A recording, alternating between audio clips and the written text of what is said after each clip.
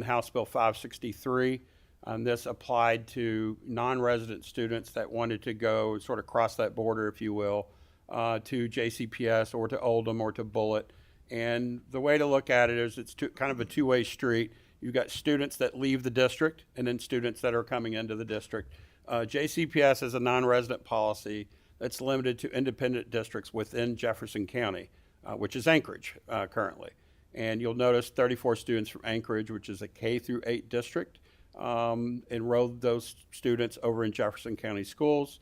And then of the students that are leaving the district, you'll see a large chunk of these, 322, going to Cloverport. This is due to a virtual school that was opened, I believe, 2 years ago. And Cloverport Independent started a virtual school and was picking up students from across the state, so not just JCPS. Obviously, the neighboring districts, Oldham, Shelby, Bullitt, they're picking up those students as well. These may be kids that live right on that border. It could be deeper into Jefferson County. But there's some, back and forth between most districts. But in this case, JCPS allows those Anchorage students to come.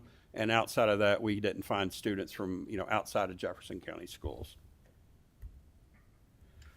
So this was another, topic that's popped up multiple times throughout the last couple of years about chronic absenteeism. This is a definition that was created in 2018. This is 10% or more of scheduled time. Each minute of the day does count, and we have not yet gotten 2024 verified, but there's not much to say here that's positive. There's large numbers here. Chronic absenteeism in Jefferson County, 2023 was about 38.27.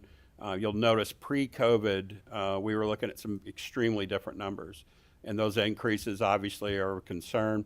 And as soon as we have 2024 data, we'll obviously have that out and ready to go for everybody here.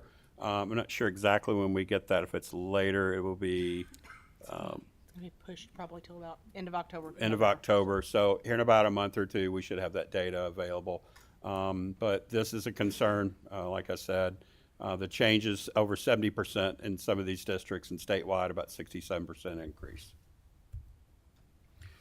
So when we sort of look at this from a statewide perspective, the lowest in chronic absenteeism appears to be smaller independent districts or smaller county districts such as Hickman. You'll notice that Anchorage, Fort Thomas, Beechwood, and Murray all had the lowest in chronic absenteeism. We have 78 districts with over 30% chronic absenteeism, and then 13 over 50% of their students were chronically absent. JCPS, the topic of the day, of course, is about 133rd if you look at our state. So you've got 171. They're not at the worst end of it, but certainly, towards that with 133rd out of 171 districts. And I think that's all we have, Chair. Okay, thank you very much. We have some questions. Representative Bojanowski. Yes, thank you. Do you happen to have data on JCPS enrollment that goes back to, say, early 70s? So you can see, I know in Jefferson County with mandatory desegregation, I wanted to kind of look at how that impacted our enrollment. I don't think the department has enrollment data going back that far. For budgeting purposes, we typically have about a 20-year window that we use, and it's usually going to be your average daily attendance. We can provide that. We'd be happy to provide that if it'd be helpful. Thank you. Sure. Thank you. And Senator Neal? Thank you, Madam Chair. Thank you very much for your presentation. Are you aware of any correlation between poverty and attendance rates in terms? I can't really speak to specifics on that. It's not, we look at numbers all day pretty much. So you did no analysis on that? Is that what you're saying? Yeah. JCPS in line with districts, well, you don't do that because you don't do the analysis. Do you have statistics from which an analysis or conclusions can be drawn? I think Do you we keep could those kind of numbers? Yeah, I think we could provide you, Senator, with some of this data, for example, chronic absenteeism, and you could easily line up poverty levels in those same communities. It would probably have to be at the county level, of course. Of course, now poverty particularly, and you made a distinction between larger and smaller. Poverty is normally in areas of concentration, and I'm assuming the same is in, let's say, JCPS example. So do you have numbers that can break it down by virtue of those concentration of poverties in a district? we could go to probably the school level, because we're going to have like chronic absenteeism data at the school level, and then we'll have other identifiers on those school level populations as racial breakdowns, free and reduced lunch breakdowns, homeless, migrant, all of those things. They would have to be compiled together. Isn't that on the school report? Though? Not on the chronic absenteeism. When you say Not broken school, down that far. pardon me. When you say, pardon me, Madam No, Chair. please proceed. When you say school levels, you're talking about at the building level. Is that correct? Yes. Okay.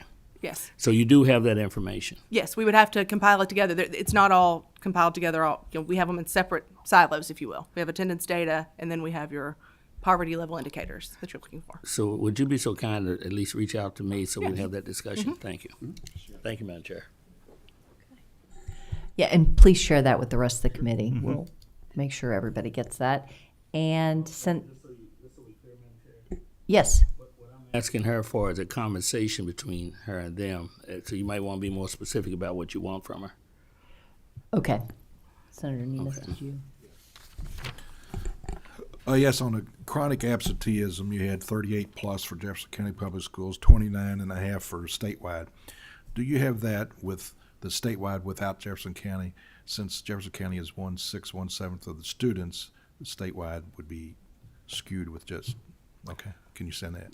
Yeah, we'll have to go back and recalculate, because you have to take out all of those duplicate kids. I'm going to be honest, because in the chronic absenteeism count, the definition at the state level that has been created is you have to be enrolled a minimum of 10 days to be, accountable.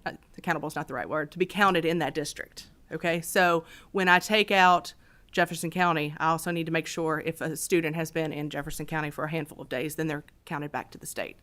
So, yes. Yeah, it doesn't have to be exactly Okay, that detailed. yes. I just, Okay. Back of the thanks. napkin. Yes. Representative Tipton. Thank you, Madam Chair. Shay, I'm sure you've been waiting all day for me to ask you a question. On the items you mentioned that data is collected at the district level, it's not communicated to KDE.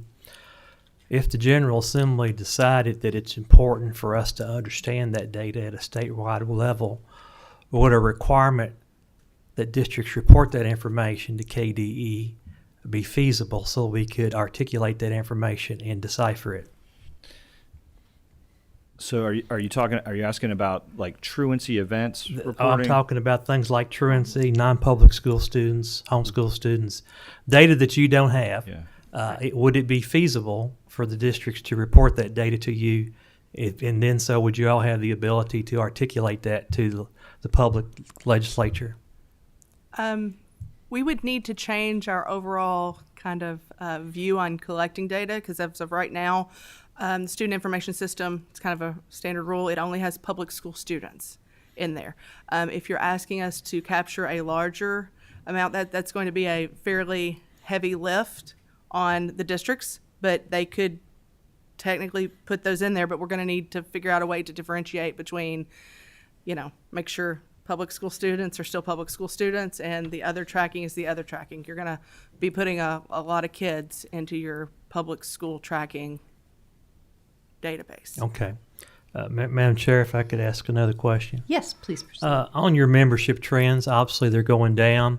I've been hearing a lot that we are facing an enrollment cliff at some point in time due to birth rates in our country.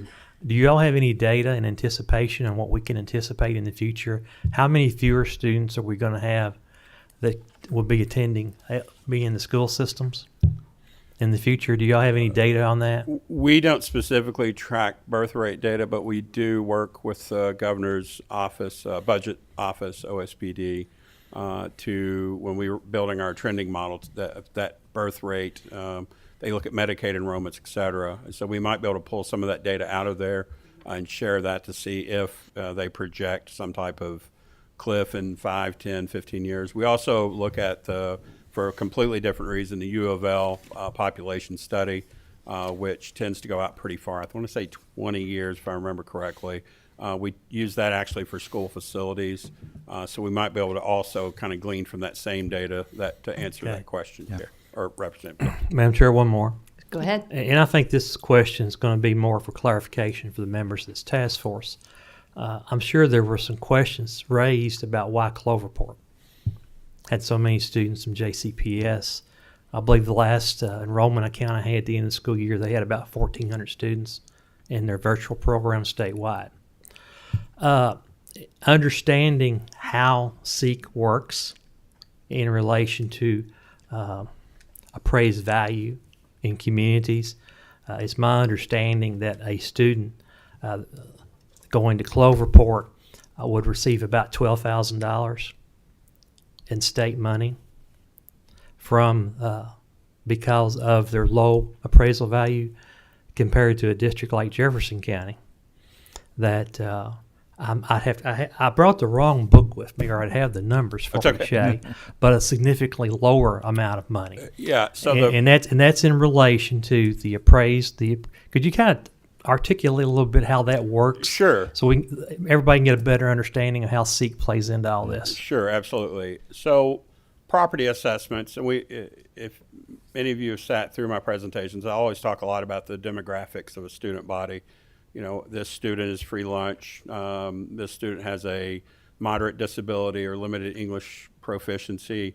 But a large factor in state funding are property assessments. And I'll go to Cloverport, or even in my backyard, Frankfort Independent or Franklin County Schools. Every community's property assessment varies, of course. Frankfort Independent, a lot of residential. You notice there's no Toyota sitting in downtown Frankfort, but in Scott County, Toyota impacted them beyond imagination. So with Jefferson County, we have, frankly, no other community quite like that, where the property assessment is the way it is. You have, obviously, off the Gene Snyder Ford, if you go south, you have a certain type of property. If you go west, east, wherever you go. But if you drive south a couple hours, all of a sudden you're in the middle of a soybean field, miles and miles of it. So that impacts the per pupil assessment. And if you think of it just like your home, it gets reassessed every 4 years. The PVA plays a very important part of this funding model. As property assessments ebb and flow, right now it seems like they're flowing north. That can impact a district's funding through their facilities funding, through a funding called Tier 1. And this ultimately can impact how much money reaches each student. So to Representative Tipton's point, you'll see a district maybe on the lower end of the property wealth scale, maybe that's more rural, and their students might get $10,000 per pupil after all is said and done. And you drive up the road an hour and a half, and another district might get $8,000 per pupil. This can be pretty significant between districts, and this data does exist. We're happy to provide it. I think you can see it pretty quickly. Just looking at property assessment per pupil tells a lot about state funding overall, not just at JCPS, but you can see how that can impact Wolfe County, Fulton County, Hickman, JCPS, Boone, Kenton, wherever you may go. Does that help answer your question, Chair, Representative? if I could add one quick comment, Madam Chair. Yes, go ahead. I think that appraisal per student is a significant number. Statewide, it's about $500,000 of appraised value per student. In Jefferson County, it's over $1 million per student. Cloverport, it's under $150,000 per student. So that kind of shows you how that this ratio, I don't know if we have any 50-50 districts or not. They're 50-50 local. Some are pretty close. We're pretty but then close. we also have them on both ranges depending on the appraisal values in those communities. Mr. Baker. Thank you, Madam Chair. Excuse me. And thank you all for being here. I'm looking at the different numbers, and I want to talk about chronic absenteeism. And it's kind of just listening to your conversation, Representative Tishner, how different districts have different situations. Do we have any data in how JCPS compares to other peer cities? Because I know every district has a different challenge, or peer city districts. Sure. So that's one of the challenges at KDE is we don't have data from like Charlotte and I'm not even sure who their counterparts are. I've seen that they belong to a larger group. And that may be something that JCPS would be better suited to answer about our counterparts outside of the state, that sort of model of larger cities, what their chronic absenteeism rate looks like, and I'm not sure which cities will align with that off the top of my head. Okay. Chicago might be too big, but Charlotte might be the right size. So Yeah, I mean, but I'm just looking we'd be at happy it. to talk to the district about that and get get some information from them and see what they have readily available. Okay, and are you able to? I guess so. If you could get that data, if that's okay. Yeah. Yeah. Yes. To us as we compare to other peer cities, and also what challenges they may face in that front. Thank you. I will point out with that, when we pull this data back together, you're not going to see the same 38% looking at that, because if we're looking at different states, this is a Kentucky calculation for Kentucky chronic absenteeism. And that definition is going to be very different than, say, your federal definition, which is used to report federal numbers. So if we're comparing to another city outside of Kentucky, we're going to probably have to drop back to that federal definition for Okay. chronic absenteeism, which is different than our state definition.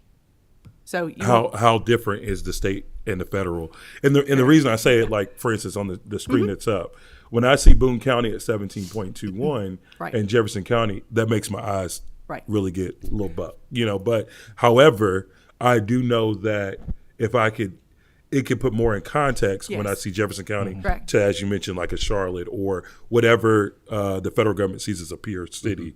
Correct. Yeah. It will be more comparable, yes. The federal definition is still the 10%, but when they count absenteeism, it's any absence over 51% of the day is considered a full day absence. Okay. And so then they count that as full day. In Kentucky, we count every minute. So like Okay. if you have a 450-minute day and you miss 45 minutes, you've missed 10% of that day. So if you were, if you got stuck behind a train, if you, were late getting up, the alarm didn't go off, you could, have a tardy that day, and all of those little tardies will add up to you being chronically absent. And the federal definition is more of a day-long absence, counting up to your chronic absenteeism. So just to be clear, we judge every minute. Yes, And so if my son goes to school every minute or misses minutes here, Yes. that can add up to a full day. When Correct. they just look at, is he here the 51% Correct. of the day? Yeah. Okay. yes. So it will lower that number. Jefferson County won't be sitting at 38. I can't tell you off the top of my head what they'll be, but it'll be lower. Okay. So I just wanted to give you a heads up. Thank you. Okay. Mr. Nichols. Yes, could I have a little clarification about that on the chronic absenteeism? Because, like, I don't know if I missed something, but, like, if I add 38.27 to the 89, it comes out to 127. So I don't know how we would be the math on the chronic absenteeism doesn't make sense to me. Can you, the 89 over on attendance rate? Right. Okay, two separate calculations there. Attendance rate is calculated using our funding model, which uses a half-day, whole day. And then chronic absenteeism is a different calculation that uses that every minute of every day to get to the 10%. So on attendance rate, if your student misses 20% of the day, that falls under the 35% threshold for tardy, and the school would get full funding for that day and full attendance for that day. So it's two separate calculations. Yep.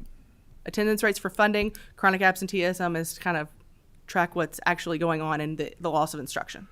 So, but couldn't, like, a single student that was chronically absent to the tune of, like, never actually really coming to school but being left on a school's roster end up, like, kind of looking like 4 students instead of just one? I don't know that it would look like 4 students, but I'm, yes. I'm it just could go talking into about the from a track. number standpoint, because if you're counting lost minutes and that student never makes it to school. Correct. It- If you leave that student on your roster and you don't withdraw the student in the enrollment, and districts aren't big fans of that. They want to get the student and transfer the records where the student has gone, and that's part of the DPP's responsibility. Part of the law. Yeah. Part of the law to figure out where that student is. So we allow a 1-day overlap in enrollments. I can leave District A in the morning and enroll in District B in the afternoon, and they can have an enrollment at both places on one day, but you can't have multiple days. So if I just, get lost and don't come back to District A, but I go over and enroll in District B, and I'm enrolled there for, a week, and my District A enrollment is still running, they will eventually have to request records back. They'll fix that, which is one of the reasons we don't pull attendance data during the year. We leave that to the end to let all of these enrollment issues and everything get cleaned up at the end of the year, because you're correct. If I'm sitting on District A for a week, I'm going to probably bump their chronic absenteeism because you haven't fixed my enrollment and shown that, no, I was actually over in District B the whole time. I hope that makes sense. It does. Thank you. Okay. All right, thank you. Representative Fleming? Thank you, Madam Chair. I wanted to thank y'all very much for coming through and presenting this information. I want to ask more on the regulatory reporting process that you have within your agency and the school districts. Do you have a list of inventory of reports that it's required with the purpose and who's reporting that information according to that you look at according to the regulations that's called for by the General Assembly? Yes, we maintain that list, and we have a calendar of superintendent's due dates, which lays out every report that a school district superintendent is responsible for reporting to KDEs. So Okay. yes, I would appreciate if you could provide that Sure. a list for me to that, and that's from the superintendents. Did you say? mm-hmm. All right. Is there anything from the board? From the local boards that Yes. have to Yes. report to KDE. Let me check on that. I can see what we have. Yeah. Okay. Yeah, I'd appreciate that to see exactly what's responsible and what's accountable to the board and to you all as well, to the superintendent, Sure. and more importantly to the community itself. So we're talking just overall reports and that are required per regulation or statutes. Right. Okay. And I'll throw a caveat in there is that if it's not in the regulation, but if they do provide that, I appreciate if you include Sure. that as well. Absolutely. When you receive these, You want to continue, Representative Fleming? Thank you, Madam Chair. I forgot to ask. Please proceed. Thank you. When you receive the reports from the superintendents, I know y'all put them into your database, do the compilations. What feedback do you provide the superintendents in terms of a commentary or suggestions in order to bring highlight to something that you're seeing within? Sure, I can speak to that some, and I'll give you a few granular examples, but transportation codes, which are used to track which students, how far they're transported. We analyze those as they come in, all districts. If we see anomalies in their data, and these are items the superintendents sign off on. So it's not just submit, it's you're signing off to say this data is correct. It impacts funding. Yeah, it impacts funding. So we're very careful with this data, but we also will ask a lot of questions throughout. If we see a 10, 15% drop in the number of students that rode over a mile a day, we're going to go back to the district. And the answer may be as simple as we've opened a new school. We have less kids traveling that far now. A lot of times it's something very logical like that, or we've changed routes. We do that. We try to, one of our goals always is to get very valid data because without it, when we come back over here to talk to you all about funding, budget requests, et cetera, if we don't have good data, it just doesn't work very well. Attendance is another one. As that's coming in to KDE from the districts, we call it scrubbing, but they're going back and forth, back and forth, back and forth. We have field auditors that do audits every single year, not in every district. I think it's once every 5 years in most districts, but the larger districts, including JCPS, they get a visit from the field auditor once a year to go through their attendance, make sure if there's anything, they're sort of spot checking, not only they're spot checking the transportation codes as well as, how they're coding certain types of students to make sure these students are coded correctly, because ultimately that's funding, or lack of coding results in less funding.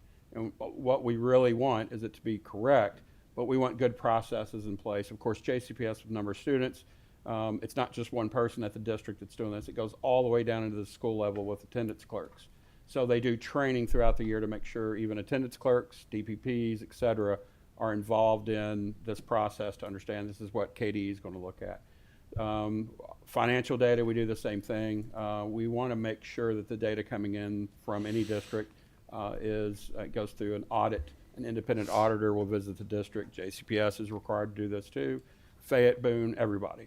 And we work with the independent auditors. There's an audit contract that we do with the state auditor's office and an audit committee. It includes quite a few people, and they're reviewing certain items. If they find deficiencies, or they may make recommendations as independent auditors. KDE works with independent auditors to understand the findings. They may be something as inconsequential as, hey, we noticed this invoice was paid late and it cost you all an extra $30.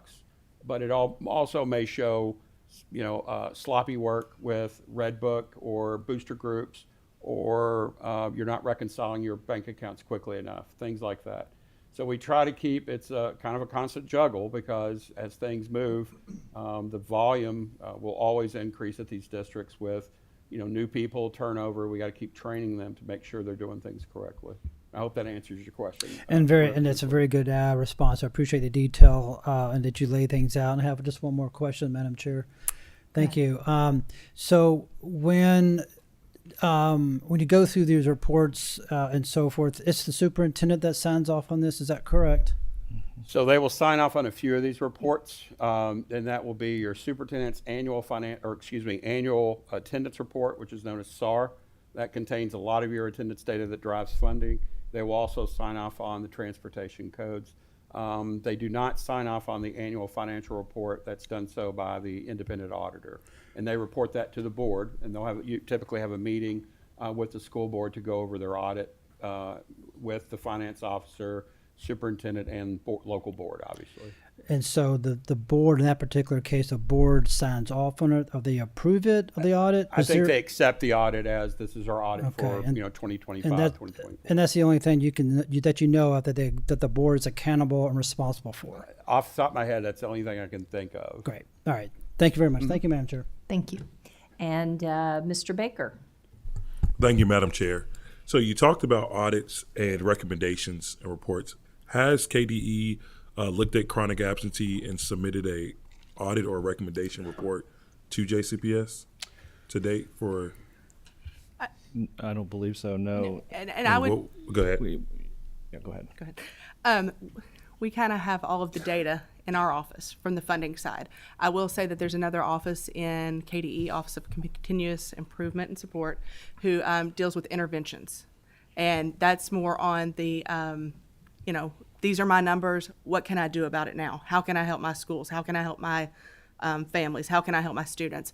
I don't know off the top of my head what OCIS, that office in KDE, has done, if they've reached out to JCPS, if they have a plan, if they have, pulled anything together. I know they've looked at these numbers from the state aspect. I know we have a chronic absenteeism work group from the state side, but I don't know what those interventions or plans or, supports, thank you, would be. So there's no. And we have them in a future meeting, just so you know, Mr. Baker. Okay, thank you. Okay. And Dr. Nichols. Hi, thank you. I think somebody asked earlier if you had just even the free and reduced lunch numbers, Title I level for the 3 districts that you have listed, because someone had asked if there was an association between socioeconomic background and absenteeism, and there is a strong association between those two. So I think it would be helpful to have those numbers projected, if that's something you could get for us. Thank you. We definitely have those student groups already. I will say that we're working towards breaking out our chronic absenteeism data more by those student groups. When we originally kind of broke it out, we broke it down by the racial and gender groups, but now we're trying to get into those other groups as well. So even something as simple as you don't know what the free and reduced lunch rate is No. those? You do? I Okay. will know. I know what the free and reduced lunch rate for those counties are. I don't necessarily know what the free and reduced lunch of the chronic absentee children. And that's not even Does what that I'm make sense? asking for. Okay. Just the general Oh, F&R yes. rates for the 3 counties that are listed. I think that would be illuminative. Okay. Thank you. Okay. Thank you very, very much. It was great. Oh, I'm sorry, Senator Neal. Thank you, madam. The information that you provided here, I assume you have a whole. Yes. Check, and you will make that available. Yes. All right, thank you. Okay. Thank you very, very much. Thank you. Appreciate it. Next, we have the early childhood education, Jefferson County Schools. If you guys could approach and introduce yourselves.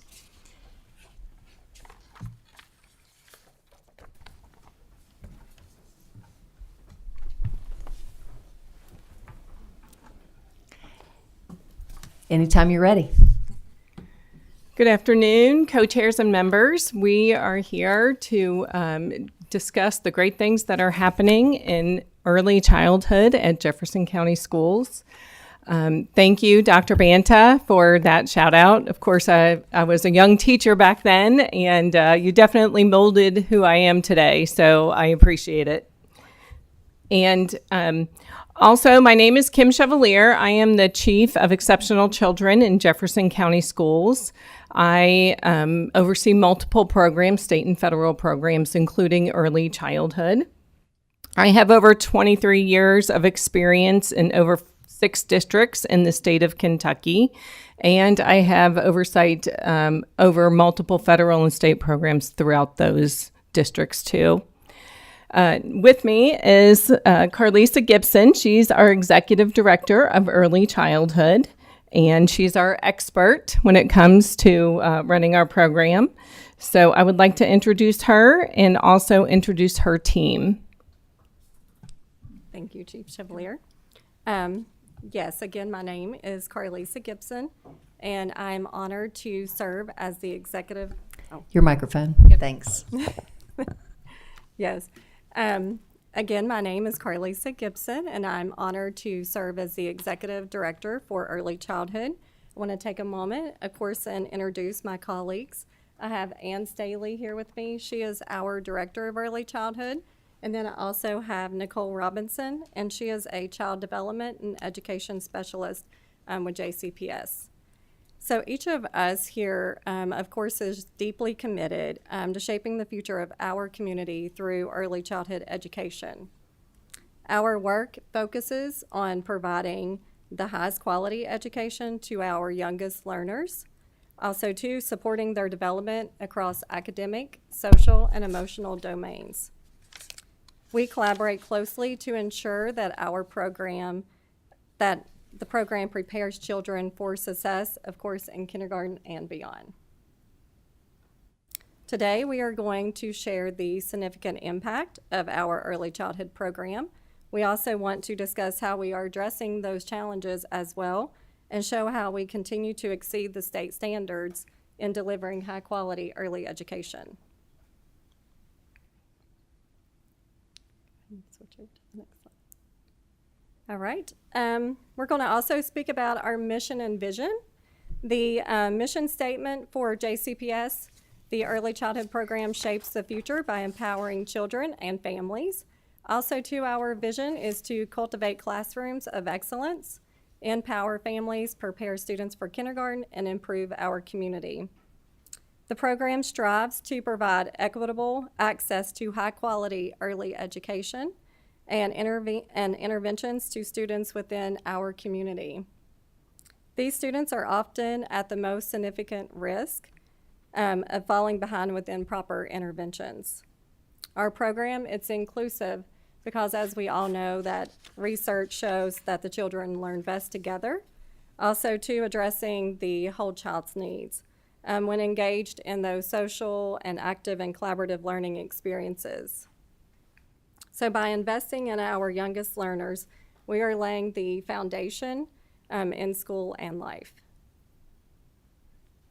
So the looking at the state-funded preschool and who qualifies, of course, at the state level, children who are 4, and that is before August the 1st and considered at risk, and it's based upon that income at or below that 160% of that poverty line. And then also to qualify children who are 4, that could be in foster care or consider homelessness by McKinney-Vento, and then of course your income based as well for those children. And then additionally, children who are 3 or 4 years old, that meets that eligibility requirement as a child with a disability.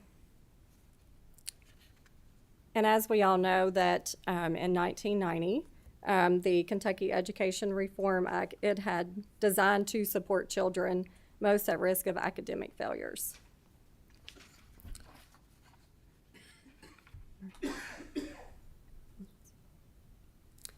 All right, so we also want to just speak about the comparison of what the state requires, and then also to what JCPS program operations does.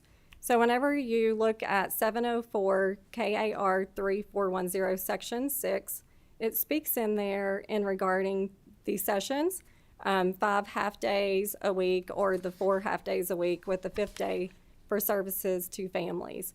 Also, to the minimum in regards to the state requirements is a minimum of 2.5 hours. And then you have to provide breakfast or lunch is required, a part of that as well. Group size ratio is 1 adult per 10 children. The maximum group size within a classroom, depending on the size of the classroom, is 20 children.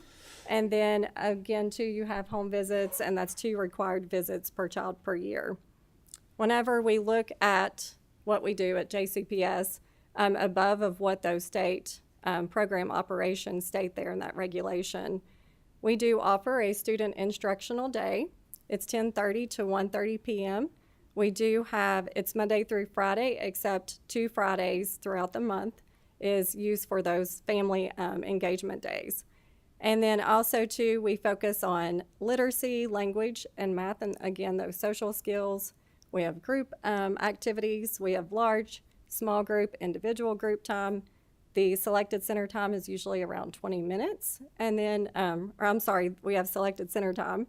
And then also, too, our gross motor time is around 20 minutes. We have family engagement days, but we go above and beyond, and we also do family events as well. That way we have a great connection with our families, and we know, our community. Another thing, too, is that we have free and before, after instructional, it's our enrichment time. And so during that time, we have activities during, it's art, science, STEM, theme kits. We also have the read aloud group learning. And during that time, I will say that we have a equitable school day to where all of our locations is at 6 hours for the school day, because we want to make sure that we accommodate, our working families. So we have the 10:30 to 1:30 time, but then you can also come before or after and have that 6-hour school day.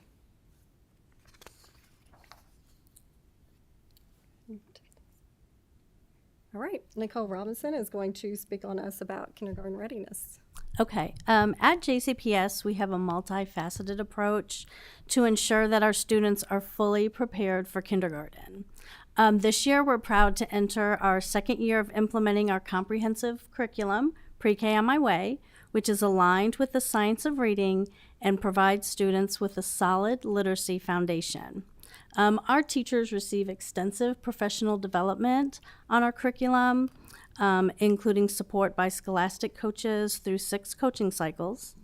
We also utilize programs such as Second Step and Camp Ready for K, which focus on building social skills and readiness for kindergarten, while supplemental resources like Waterford, which is an online learning platform that we use in the classroom, it provides individual learning opportunities for our students as well. And this past summer, Camp Ready for K marked a significant milestone by celebrating its 10th consecutive year of supporting incoming kindergarten students. The camp was hosted at 5 different JCPS sites, and it provided essential preparation for the new school year for these incoming kindergartners. Overall, kindergarten readiness was 65% for these students who attended the JCPS Camp Ready for K.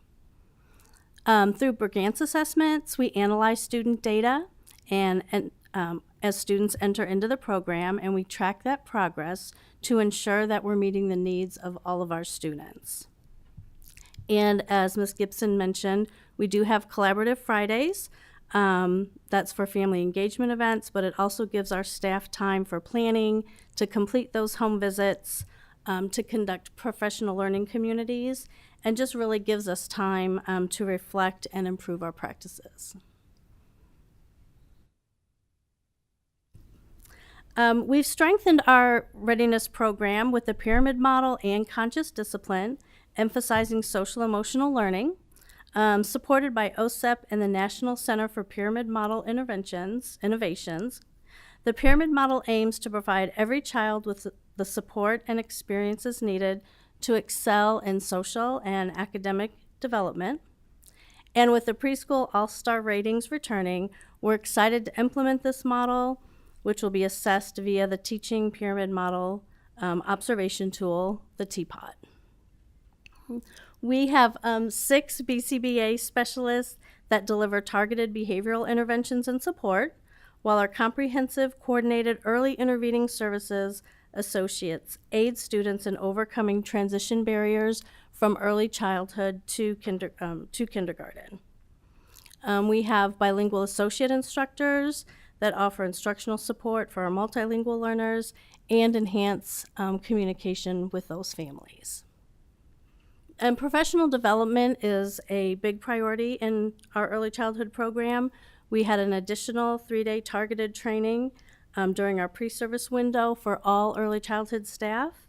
We have an intensive early childhood new teacher cadre to ensure that our new educators are supported and well prepared to meet the needs of all of our students.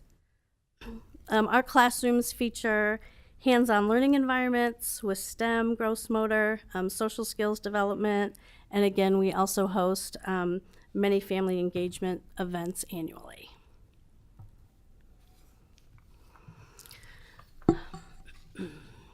So all of these efforts are showing real results. So based on our internal kindergarten readiness assessment from fall to spring, we saw a 26% increase in overall physical development. We showed a 30% increase in students writing their first name and improvements in cognitive concepts like letter naming and social emotional growth. And these results demonstrate the effectiveness of our program in preparing our students for kindergarten. And when looking at our Brigance data shows students entering kindergarten from fall of 2023 shows that our JCPS early childhood students scored 51% on kindergarten readiness. And this is compared to 46% readiness for the overall district. So this indicates that students participating in our early childhood programs are better prepared for school than their peers, both within and outside the JCPS system. And now Ms. Gibson is going to speak about future expansion of early childhood facilities. Thank you. Of course, currently our numbers, we are at 1,888 students within our program, and we have 789 that are returning from the we have 789 that are returning from the previous year, which showing that strong family engagement and the confidence in our program.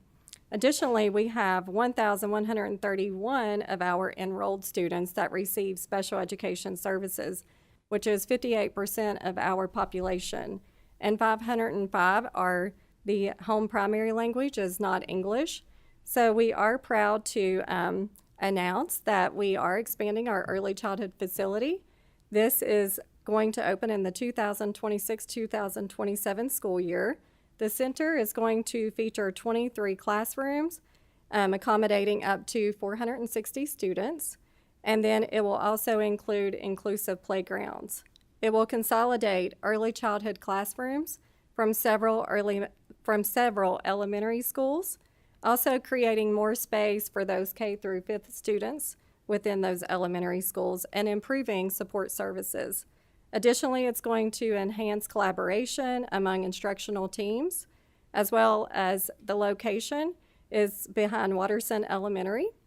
And then the center, of course, is going to significantly boost our ability to serve that community within that area.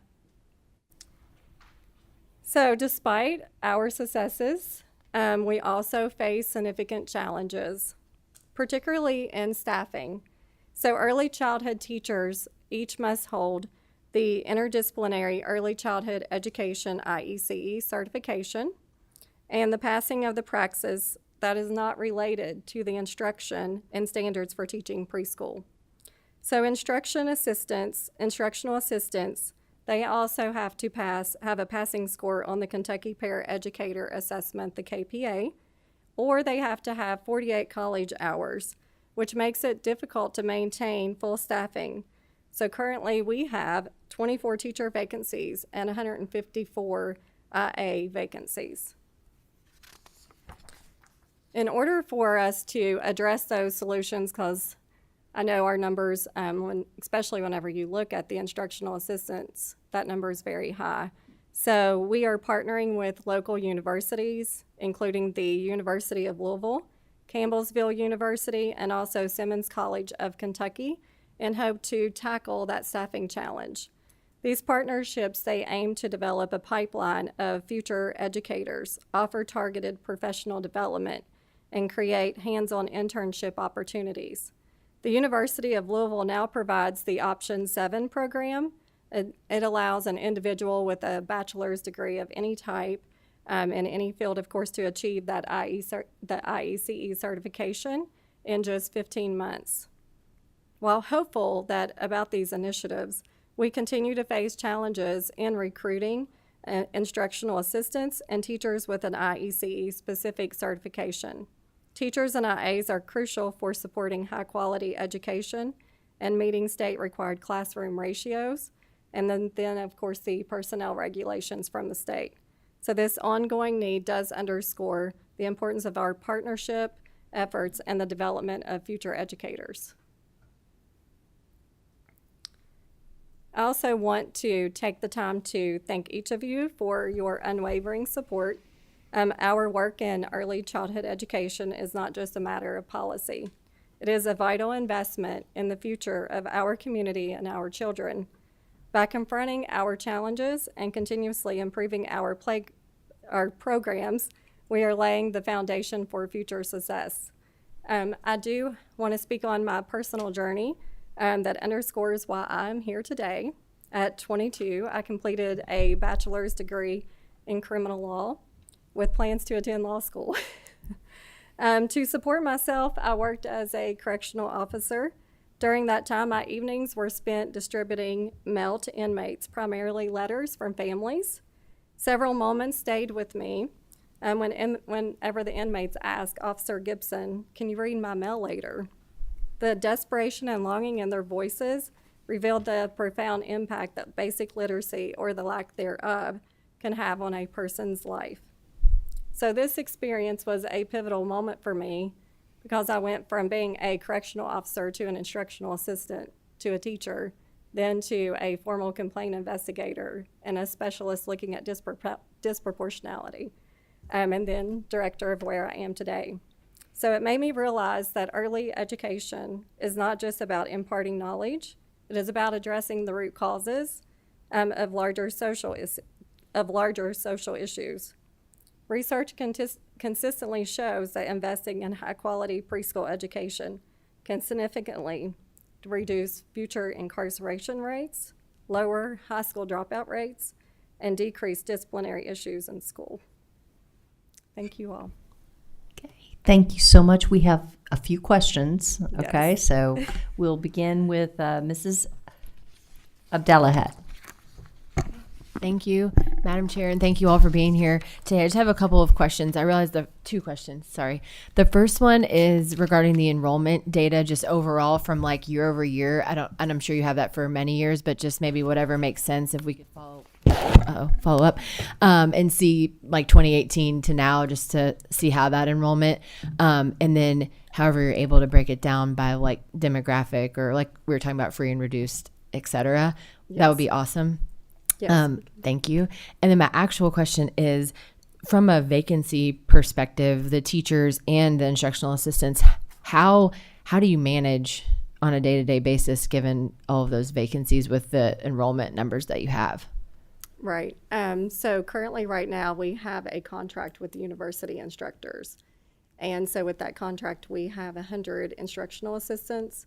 So that has been a great help to us. However, we know that we can't sustain that contract.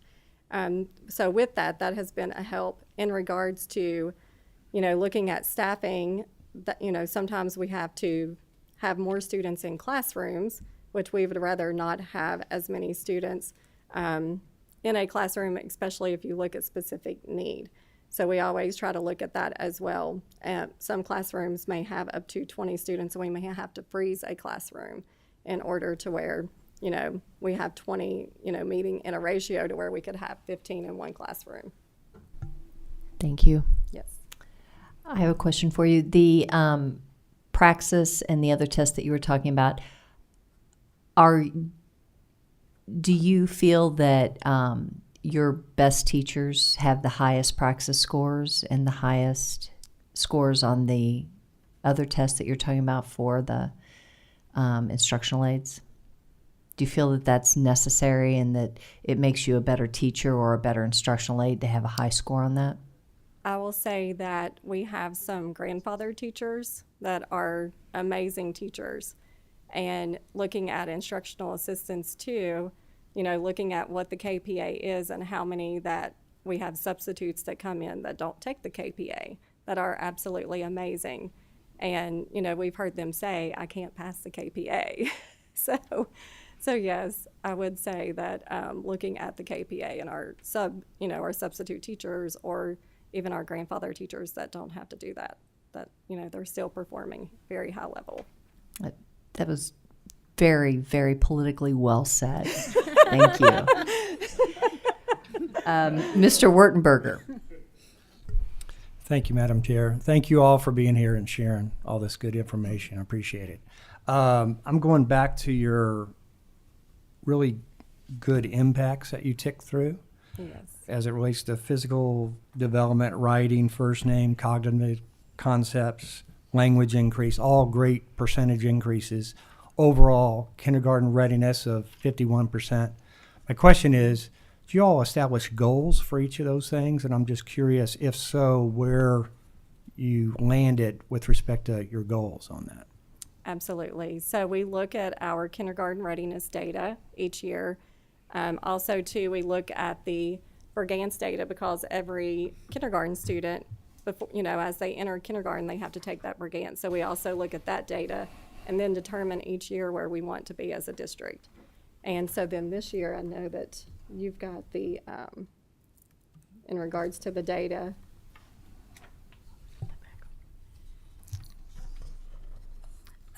we don't have the historical data with us, but of course we're always striving to improve. The gains are wonderful, but the acceptable rate of failure is 0, and we want all of our students to be at the highest level. So we do establish goals. We do that by each location, and we've hit some of those marks, and some of those marks we have fallen short on some of those, but that is something that we look at continuously, especially on those collaborative Fridays as professional learning communities. If I may have Yes. a follow-up. Thank you, Madam Chair. I was just curious on the 51%, if there was a goal of 50% or 60% that you were looking to achieve or something along those lines. yes, so we had some locations that were even at 80%. And so we know that looking at that location, we also have to take an effect to looking at every location is different depending on the needs. Some locations have more ECE students. So we do it more by location. They set the goal, and then as our program, of course, we want to make sure whenever we come back, we have not got those scores in regards to the Bergans data that the kindergarten students. So we're waiting for that to come. They'll take that on October the 15th before we set our goal for the year. Okay, great. Thanks very much. Appreciate it. Okay. Mr. Nichols. I want to thank the representatives for coming today and sharing the data. And what I have is more for the task force. I think we should keep in mind, and I'm going to kind of make a little pitch for expanding early childhood to the entire Commonwealth and making it available to all students and all learners. I think we have to keep in mind when we're talking about a metropolitan poor and a metropolitan student that is, you know, free and reduced versus one that's more rural or Appalachian. I think from my experience and what I've seen, our students are a lot more transient than what I see students from rural districts. And I think that presents a whole nother set of challenges.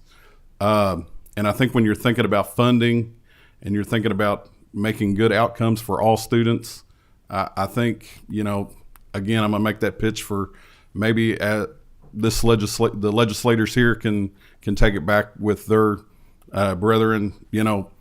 Let's give all students an opportunity, despite income levels, and maybe that integration of different income levels. Maybe a rising tide can raise all ships. I think that the early start is super important, and I think that all students could benefit. But again, I just want to kind of point out too, like in my experience and what I've observed, for the rural poor folks, that kid that's struggling is probably going to see all of his same classmates through the first 5 grades at least.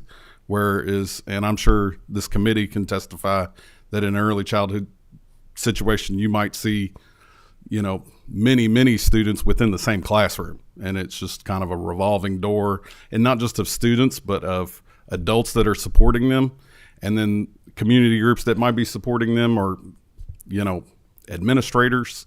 It's just all these kids see in the metropolitan area is just a constant, like, adults coming in and out, in and out, in and out. And I hope that we can find a place where all students can benefit from an early childhood education. Thank you. Senator Neal.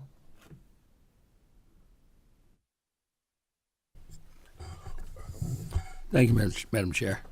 The question I had in mind, I think, was mostly answered by response to a previous question. But, Madam Chair, if I have 2 things. Sure.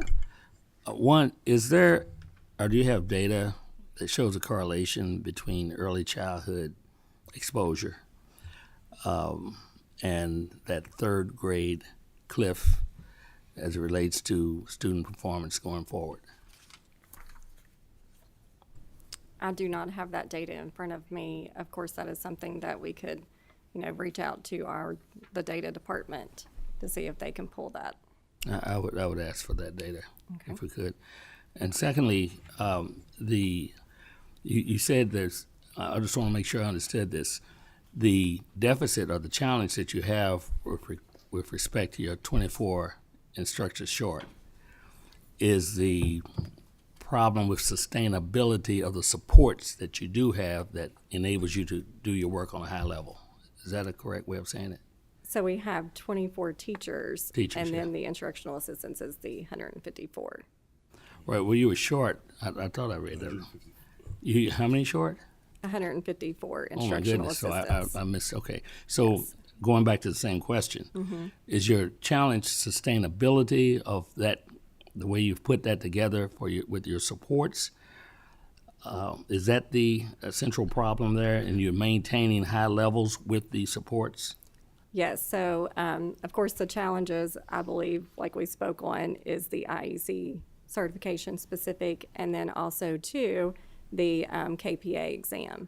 So what we have done in order to still provide that high-quality education, we have the contract with the university instructors. We've been working alongside with several universities in order to build that partnership and hope to gain more.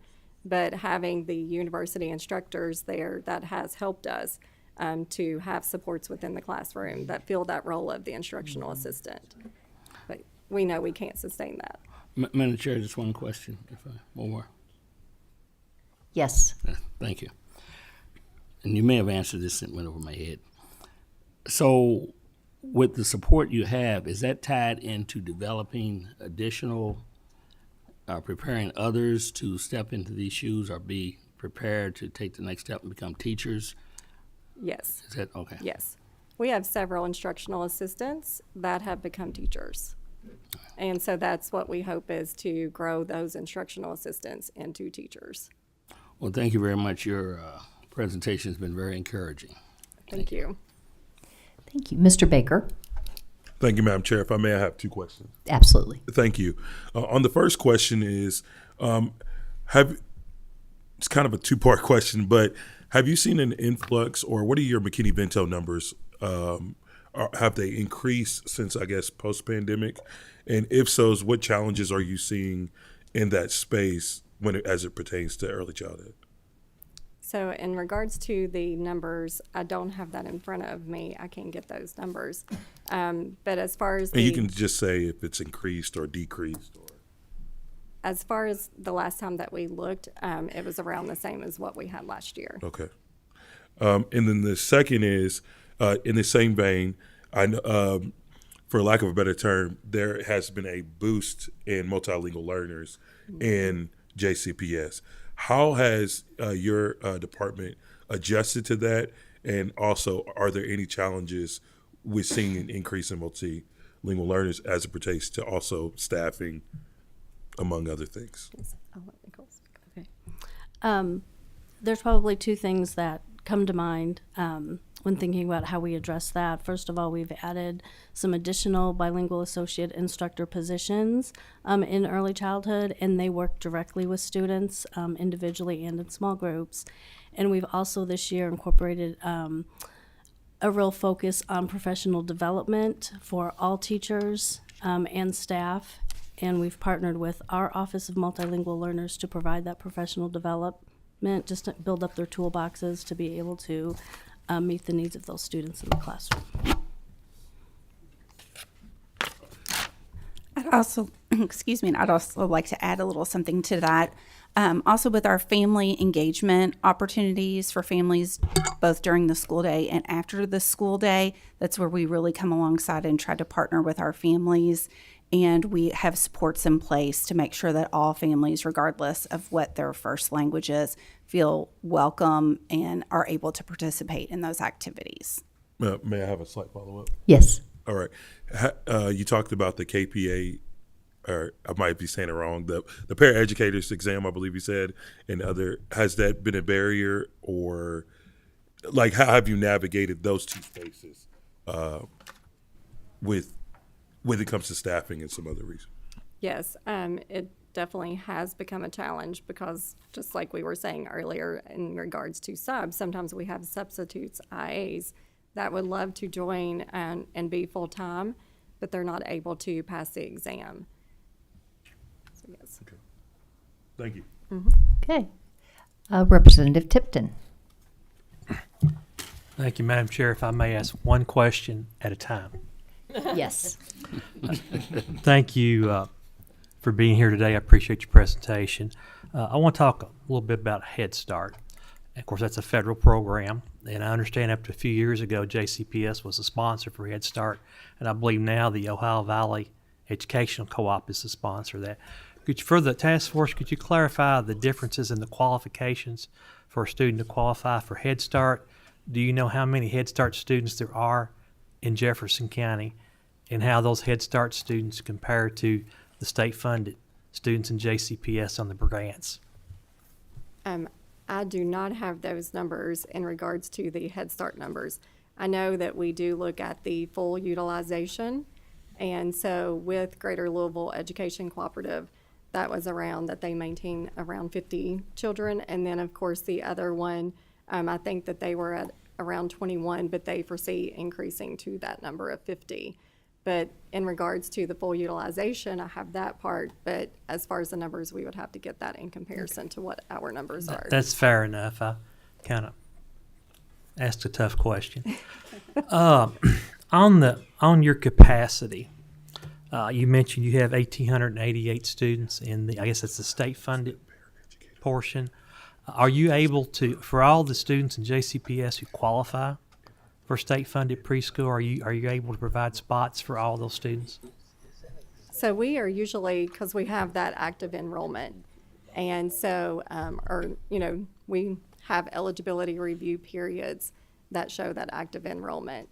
And with that, we are usually around 3,000 students, a little bit more or a little bit less if I looked at prior data.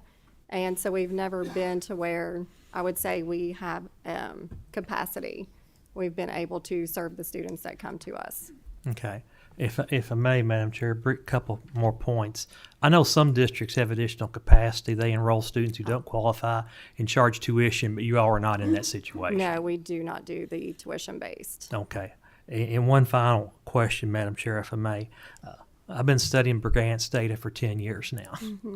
And typically, when they report Brigance data, it's broken down not only by the total, but you mentioned the 51% in JCPS compared to the 46%. Do you know how you all compare to like Head Start, private preschool, child care? Do you have those numbers on how you compare to those? Yes. Do you have that? Okay. We did not bring that data with us. Okay. But we definitely do have access to that data, and we always look at where we fall, of course, to even in regards to just the state as a whole. And then it also, the data that we have, it shows like the other, where you are, if you don't attend, if you were private, and then it also shows that if you didn't. I think statewide data has been consistently around that 50% kindergarten ready for a period of years now, give or take a point or two. Either way, I took the liberty of looking up the JCPS trend data on the grant scores, and I think, like you said, you're 46%, but I did notice a wide variation between your elementary schools. And you had several schools that were below 25%, and you had one school that was at 8% kindergarten readiness. Could you share with us a little bit about some of the factors that influence those low scores and efforts you are to help those students in those schools? Because we want every student to succeed. Right. And when I see numbers like that, it's just alarming to me. So could you elaborate a little bit about why that's happening and what efforts you all have to improve that situation? Yes.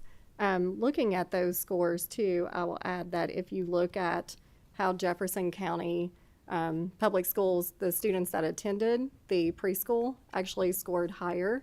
And so I know that Ms. Robinson, she has looking at the difference of the scores from the other districts.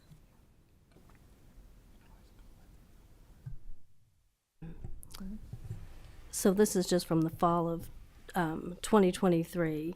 So I'm going to take my glasses off. So the JCPS readiness was, of course, 46%, and then the other school districts, I believe, non-JCPS was at 45%, and that was just from the fall of 2023. I was speaking specifically to schools in Jefferson County that had that wide range. Are there factors like poverty, like multi-language learners? What are the factors that influence those low scores, and what can be done to improve that situation?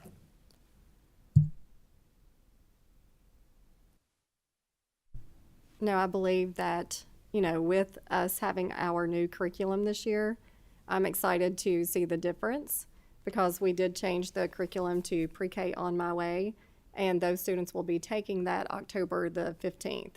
So as far as looking at previous data, you know, I have not dug back into the, you know, other than like last year's data, but prior to that too, I would be interested if we did pull that. I believe that would be a benefit of us to pull that to see even those that didn't attend our program. Is your curriculum in line with the EL curriculum that JCPS has adopted? So it does have the EL supports within the curriculum, but as far as the alignment with the kindergarten on, we would. Oh. If I may, he's asking about the named curriculum, not multilingual students. EL, the curriculum the district's using, I believe. Yes.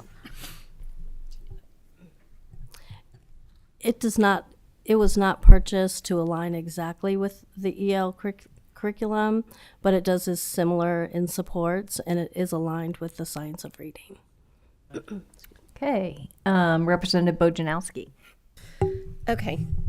Well, I'm very excited about the new preschool. I work at Watterson, and so I see it blooming every day.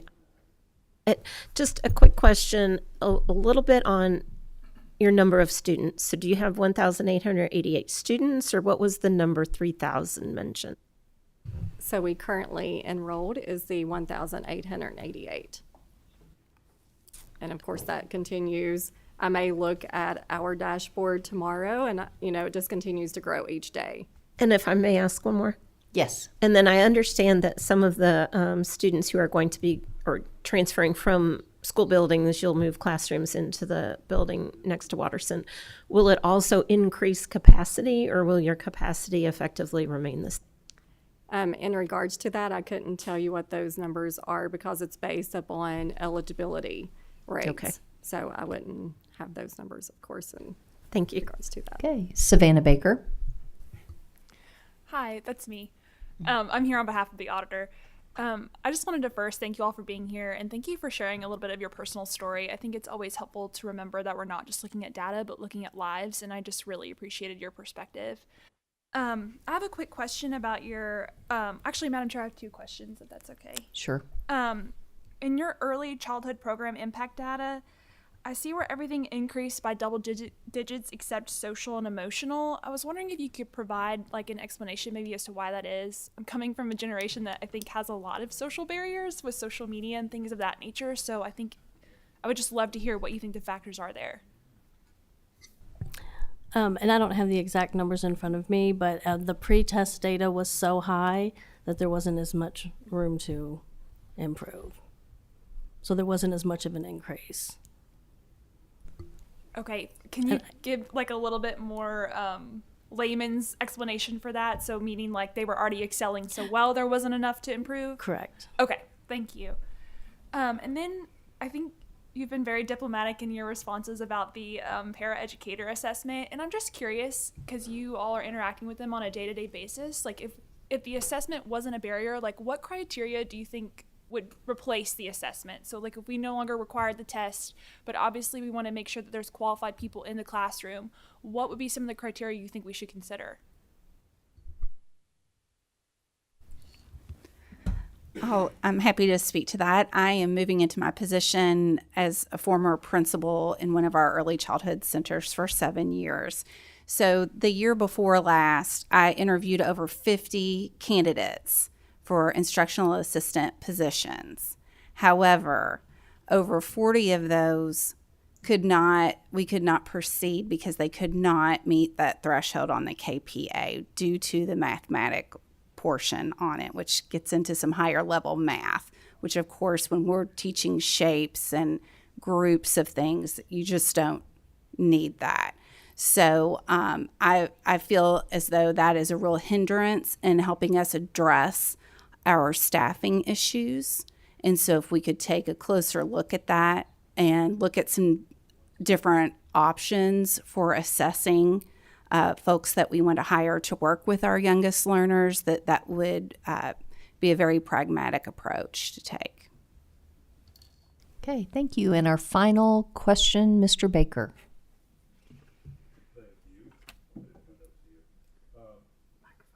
Sorry, thank you, Madam Chair. What does the kindergarten readiness data look like comparing different demographics like English language learners and ECE students?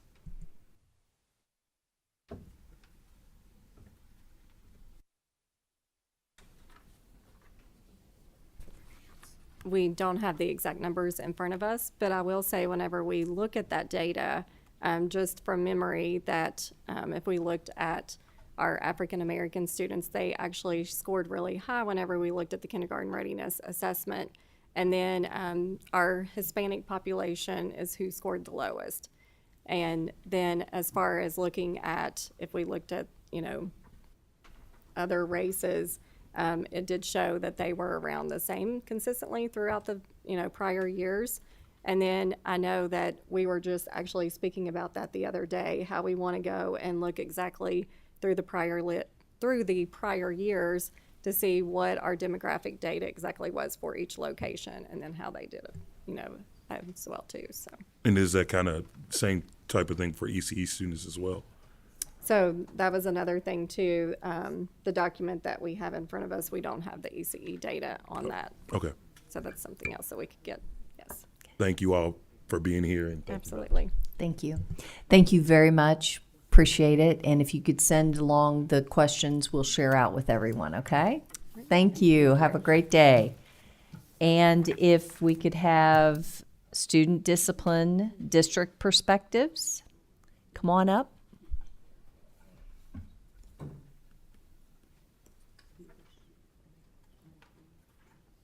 And when you're ready, just introduce yourselves and you can begin.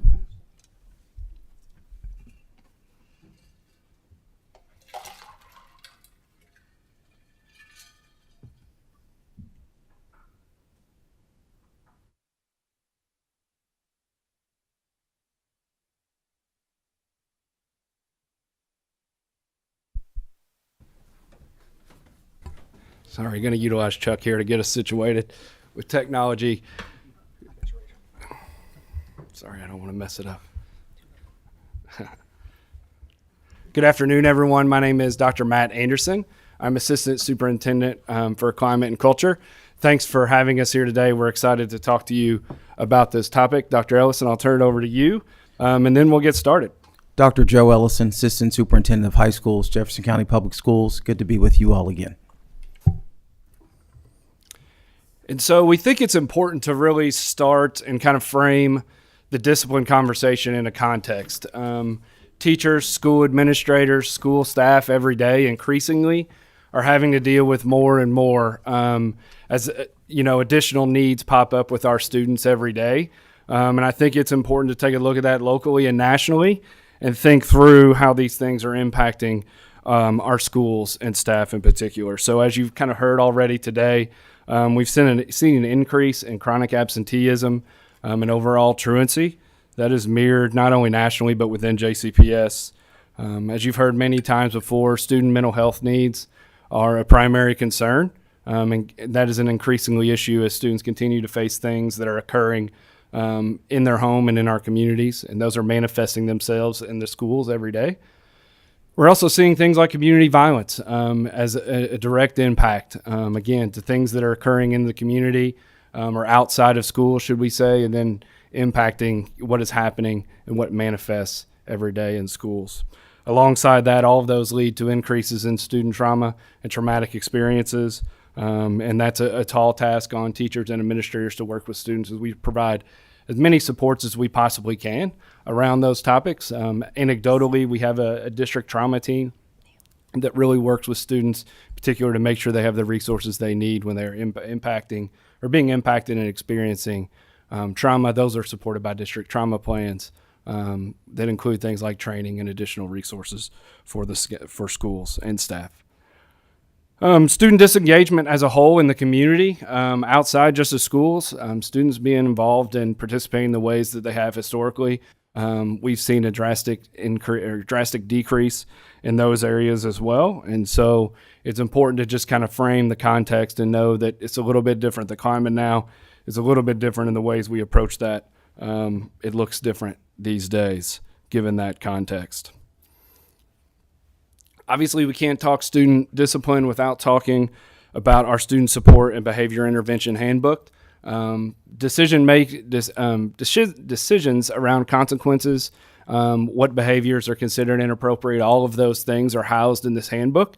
It's not a particular individual, and I'll talk more about our revision process as I walk through a little bit about what is in this. There's a ton of things that we've put into this document. Number one, first and foremost, this outlines all of our specific behaviors that we think are inappropriate for schools, alongside the specific consequences for each student. And we want to be clear about that. We have very high expectations for our students, and we want our families to be aware of that and be clear in what we think are appropriate behaviors and make sure we have and are clear on how we hold students accountable. That is important. You'll also notice there are numerous resources outlined in this document. There are things on bullying prevention. We have other items such as PBIS resources. We have substance abuse resources. All of these things we want students and families to be able to access. In no way did they take the place of traditional consequences, but do think it's important to mirror those consequences with appropriate resources. We have clear outlines and guidance for student rights and responsibilities, what we can share around student behavior and all of those things. You may typically hear a stakeholder say something about, well, student had a particular misbehavior and nothing was done about that. Often from a district standpoint, guidelines such as FERPA really dictate our ability to share follow-up consequences with individuals given their role in relation to the incident. And so all of that is clearly outlined in our handbook. Other things that are important to note are just our progressive discipline process, which really is a school administrator's ability to use their professional judgment to address behaviors how they see fit. That is a school level administrator decision. And then more recently, we've added items around transportation, one that include extended bus suspensions for students who are misbehaving on the bus. That has been important to us to make sure those are addressed.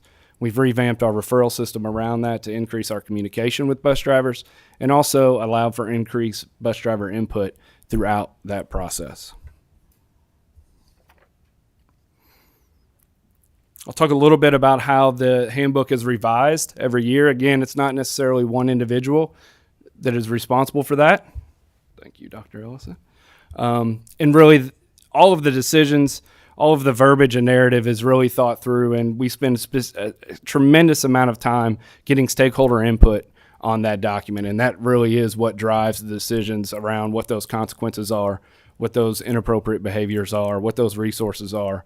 All of the narrative in that, we spend about 3 to 4 months bringing in a collective group of voters, as we say, and non-voters, people who get to vote on what those changes are and people that aren't. Typical voters include parents, teachers, administrators, school principals, counselors.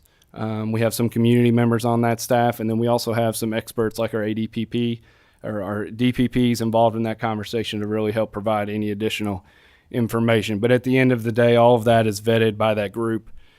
It's a rather painstaking process, as you could imagine, but it is extremely important that we have stakeholder input, and then we take that to our board for final approval, and really rely heavily on what our stakeholders bring to us around what's important for them in terms of consequences. The other thing that we've really wanted to really increase our awareness of is, one, around that document. It can be very narrative heavy and have a lot of technical terms. So we want to be very clear with our stakeholders around what our expectations are for behavior, that those are very high, and knowing when students don't act appropriately, there is accountability. And so we've really done a lot of what we call design work and making sure we're being user-friendly in the way we're communicating that through Reels, our own website, and really trying to break down a very text-heavy narrative document to make it a little bit more user-friendly. Dr. Ellison? So Dr. Anderson talked about the community influx. I always remind people that schools do not exist in silos. They exist within the context of a broader community. And when things occur in the community, 9 times out of 10, they also walk into our schools.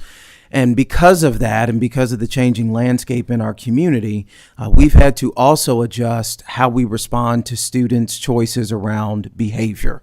And so we have to fold in additional resources aside from your more traditional responses to behavior to try to provide more comprehensive supports to our students and also to our staff who support our students every day. I want to talk about 6 of them, and I just want to touch on each of these briefly. So the first is staffing supports. What you'll find that's unique, I believe, about Jefferson County Public Schools is the addition of a position called School Safety Administrator. A couple of years ago, we recognized that our assistant principals and principals were inundated with issues coming from outside, which prevented them, first and foremost, from being instructional leaders in the school and supporting teachers in effective instruction and ensuring that students were learning. And so we added this safety administrator position that is a part of the administrative team in schools and is tasked with coordinating school safety. They lead safety responses when situations arise. They investigate threats and anything else that may come up that's related to safety, and they become the primary point person for that work. Overwhelmingly, our principals have said that the addition of that position has been extremely helpful because it has freed them again to focus where we want them to focus, which is on the work of teaching and learning. You'll also know that in all of our high schools, we have weapons detection systems now. We started a rollout last year in November and completed that rollout in May. Our leaders will also tell you that that has helped to decrease the number of weapons that we've seen in our schools exponentially. Our school safety administrators are also the key point person for that work as well. In addition to the safety administrators, we also have in-school security monitors. Those individuals are folks that probably touch some of our most challenging kids the most, because they are walking our halls every day. They are all over our campuses. They are tasked with building relationships with students, knowing students well, and often they know about things that are occurring in students' lives outside of the building, that they can then fold in additional staff members to provide support for students and families. And so that's another piece of our staffing support that has been very significant. Secondly, bullying prevention.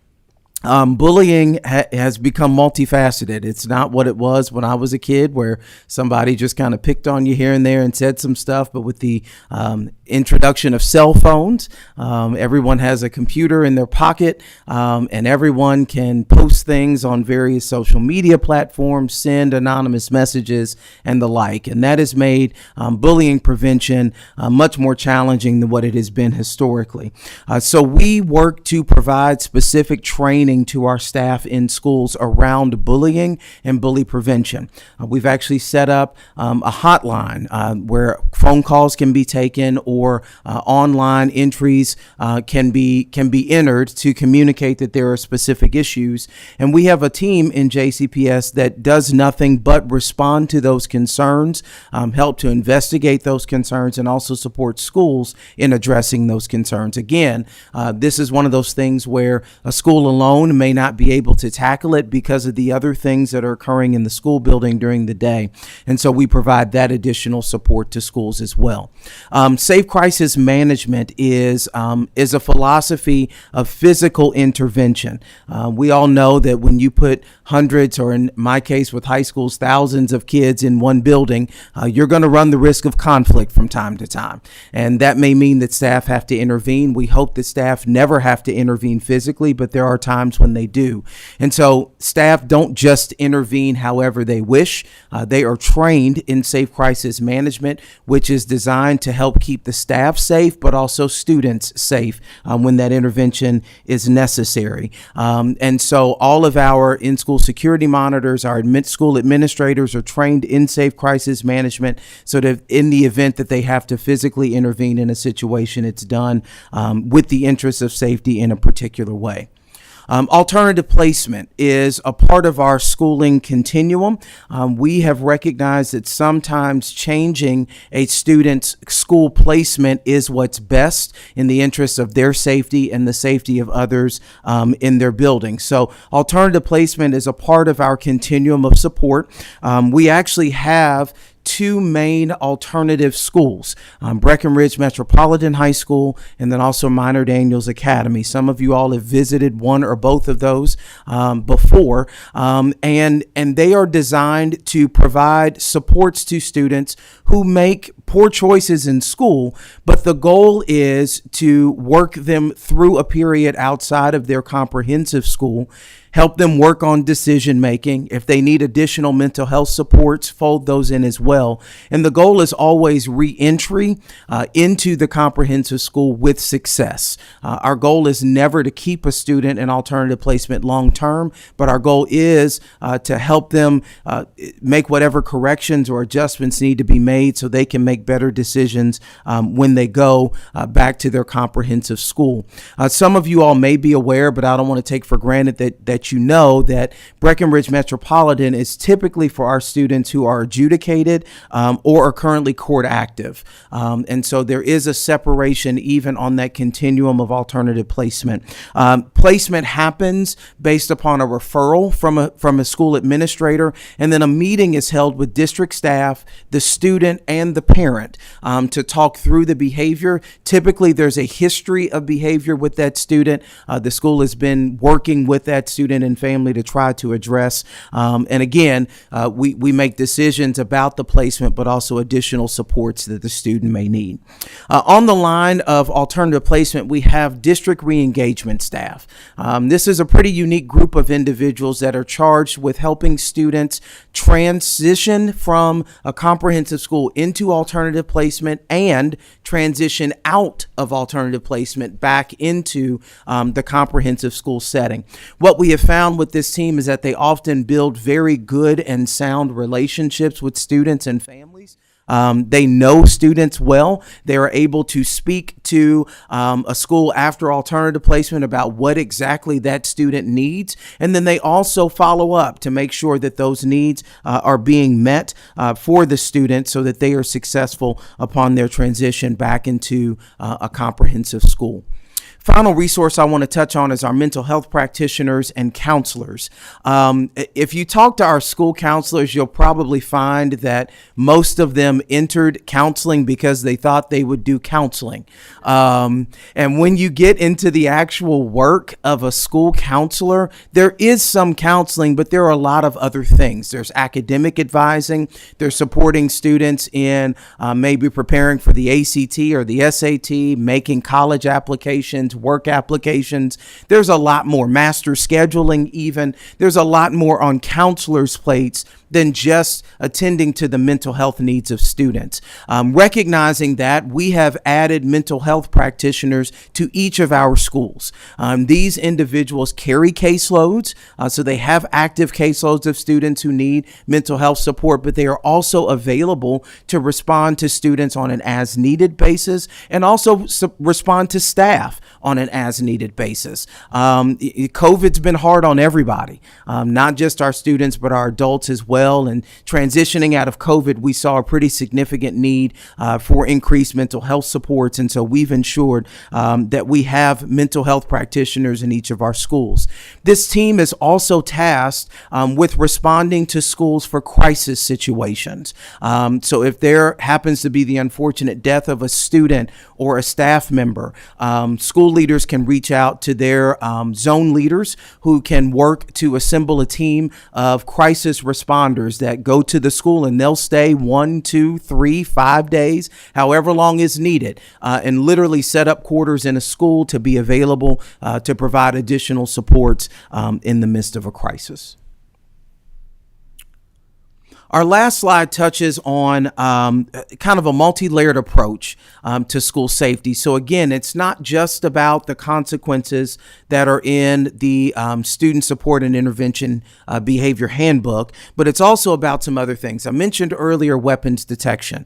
We use an AI-powered weapons detection process where students and staff and visitors all are screened as they enter our high schools. Our middle schools are rolling out weapons detection this year.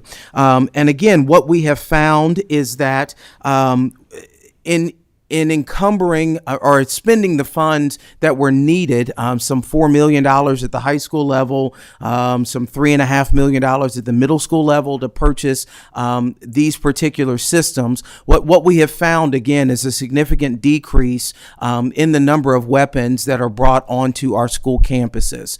And while weapons detection alone is not the golden key to ensuring school safety, it is a layer and it is a significant deterrent to some of the issues that we see or had been seeing enter into our schools every day.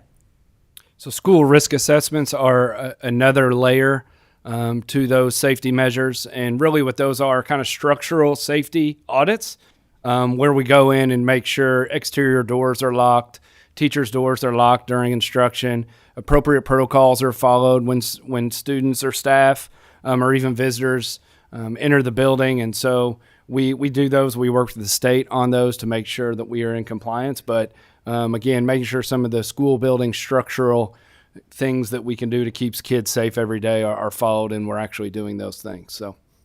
Our threat assessment process is used to determine the credibility and the severity of a threat that may be communicated to a school. Some of you all are probably aware that across the Commonwealth, there have been some threats in the last week since the incident in Georgia. And so we have a process in JCPS to help our schools work through determining the level of student need or support that's necessary at a school based upon a threat that may have been communicated. School administrative teams and safety administrators are trained on whom to contact, when to reach out to them, so that we can mobilize any supports that may be necessary at a particular school. And at the district level, one of the things that our Culture and Climate Department is beginning to work on is to look at ways to use the data from our threat assessments more proactively so that we can try to anticipate better some of the things that may be coming down the line and make sure we have some supports in place to address those. With our school safety teams, what you will find is that school safety teams are made up of multiple staff members in our schools. And they're fluid based upon the student and based upon the need or the situation that arises.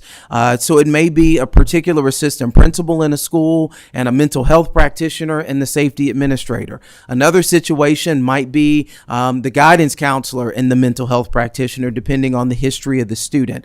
So again, those teams are pretty fluid, but they are designed to help ensure safety around particular situations that may arise so that school can go on with the business of school.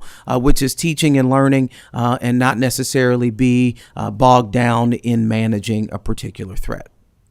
So another resource, as I mentioned earlier, is increase in students experiencing violence outside of school. And so we've been innovative in creating an entire violence prevention team at the district level that is comprised of 4 case managers that really work with our students who may have experienced gun violence in some way, shape, or form to make sure they're having their needs met. They'll collaborate with the school around particular safety plans and also with students in the community and our community partners such as Ocean, Group Violence Intervention as well, to ensure as much safety as possible outside of our school doors. Mentioned school safety administrators once before. Just to go a little further with them, they are our key liaison with all of our first responders for that particular school. They are our point on threat assessments, point on weapons detection. And this was a district investment. This is a position that has been added, at least one to every high school and one to every middle school. And then we have one for each of our elementary zones. Again, able to respond to any safety concerns that may arise during the course of a school day. And lastly, we have recently expanded our school safety officers in providing additional support to schools around some safety issues. And so we're continuing to bolster that department and hire school safety officers. I'll end by saying we are continuing to review all of our systems around discipline, all of our structures around discipline, all of our systems and structures around safety each and every day to ensure that when our kids show up, they do feel safe so that they can focus on what they're there to do, and that is learn. So with that, I'll open it up for questions. Thank you. I'm going to hold you guys like in the front row, and I'm going to bring up Maddie Shepard. We've got, this is the school district perspective. Now we're going to do the teacher's perspective on discipline, and I'm going to let everybody ask their questions, but I think that we need to hear from the teachers, and then we'll kind of like tag team the questions, okay? Thank you. Maddie, when you're ready, just introduce yourself and proceed.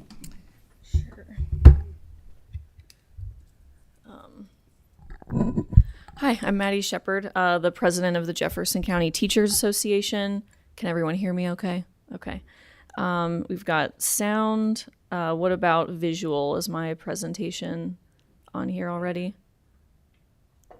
Okay. Perfect, thank you.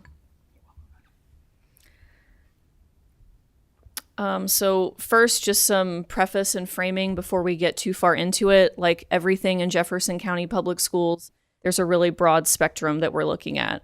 We have 4 of the top 10 high schools in Kentucky and some of the lowest performing. We have some of Kentucky's most privileged and some of Kentucky's least privileged. So there's a broad spectrum, and behavior is no different. I'll also preface by saying that a lot of what schools experience is precipitated by pressure from state and federal regulations around behavior, and sometimes these regulations are in conflict with each other. I think our principals and district staff know this really well. And then I will just emphasize what the team at JCPS said, which is that these are complicated issues that we see in schools. A lot of the issues happen in community and are brought into schools, and the root causes are complicated in themselves. A lot of this stuff requires micro and macro solutions that are happening both in school and out of school. So first, I'll just go into the most recent comprehensive survey that we've done with our members from 2019, some trends around that survey, and then some bright spots, opportunities, and potential solutions. So just a general snapshot of some of the big highlighting points from our survey. 75% of responding teachers surveyed reported that they experience student behavior issues with moderate severity somewhat or rarely frequently, and then sometimes never frequently. 75% of our respondents believe that there's a high correlation between student misbehavior and mental health. This is a trend that our JCPS team cited as well, and something we'll talk about a little bit more in this presentation. 62% of respondents believe that the sub shortage and other staffing shortages correlate with student behavior issues. This is another big piece that I'll emphasize that we'll talk about a little bit later in the trends section and offer some potential solutions around. 83% of our respondents believe that misbehavior by a few students negatively impacts the impact of all of them. 58% believe that misbehaving students view being removed from class or suspended as a reward, and only 13% of our member respondents believe that removal actually results in improvement in behavior. 70% of our respondents report that principals being visible in the building, in the hallways, and classrooms has a positive impact on student behavior. And then lastly, our JCPS staff talked about this as well. 70% of respondents believe that allowing school counselors to spend more time counseling and placing more mental health professionals in schools would have a significant impact on student behavior. Now, this survey was done in 2019, and we have made changes in JCPS, including the addition of our mental health practitioners, or MHPs, as a result of a lot of data, including stuff like this. So some big trends that we wanted to emphasize, the correlation between mental health and student behavior. When we talk about mental health, this isn't always inclusive only of things that are diagnosable. Of course, we do include those things, but a lot of the mental health issues that are connected to behavior that we see manifest in schools are not necessarily things that are diagnosable or things that are clinical. A lot of this has to do with the fact that we have young adults, children, adolescents, processing and internalize what they're experiencing in communities or what they're experiencing at home. In previous presentations, it was brought up that we have a fair amount of homelessness in our city. We have violence in our homes and communities and in the news media, and a lot of these issues then permeate what happens in the school building as well. Another kind of global issue, apathy, which we might see in our attendance data. This is something that is, statewide, even nationwide. And this manifests in absences, of course, but also students just lacking engagement and not being agentic learners of their own learning experience. This may be attributed to the standardization and depersonalization that educators feel pressured to design around and implement as a result of our accountability system and the pressure and the amount of emphasis that's put on state testing. Any teacher in a classroom in the last 10 or 15 years will tell you that cell phones contribute to this as well. And then, we just have culturally an air of disrespect or lack of respect for educators or public servants. And the tone at the top definitely sets the tone for everyone else. But we do have some opportunities. A lot of educators, including JCTA members, and myself particularly, are really excited about the Kentucky United We Learn Council's reimagining assessment and accountability prototypes. We've been talking about the effect that standardized testing has on the standardization, the pressure that teachers feel around designing instruction and assessment, and the two prototypes that are outlined in this version 2.0 could result in more local control, more authentic learning experiences that better mirror what happens in students' real lives outside of the school walls and in communities, and be better positioned to address student interests and involve students' own aspirations and talents and instructional experiences. It allows for more learner-centered teaching and innovation in the school system and in classrooms, and a restoration of professional autonomy, which is something that every educator will tell you we could all benefit from. We also are really excited, not to put you too much on the spot, Dr. Nicholas, about some really good feedback that we're hearing from the teachers at Fern Creek and the community around Fern Creek High School. Fern Creek has implemented a cell phone policy that has resulted in, and I'll quote one of our teacher members, more eye contact between teachers and students, more student-to-student discussion, more classroom discussion, and less social pressure that students feel to be on their cell phones during the day. A potential solution might not be, mandating the exact same thing that Fern Creek is doing across the state, but looking at what Fern Creek is doing and what's making it successful with students, with teachers, and with families, and see what attributes of that plan might we invite and incentivize other schools or districts to look into doing as well.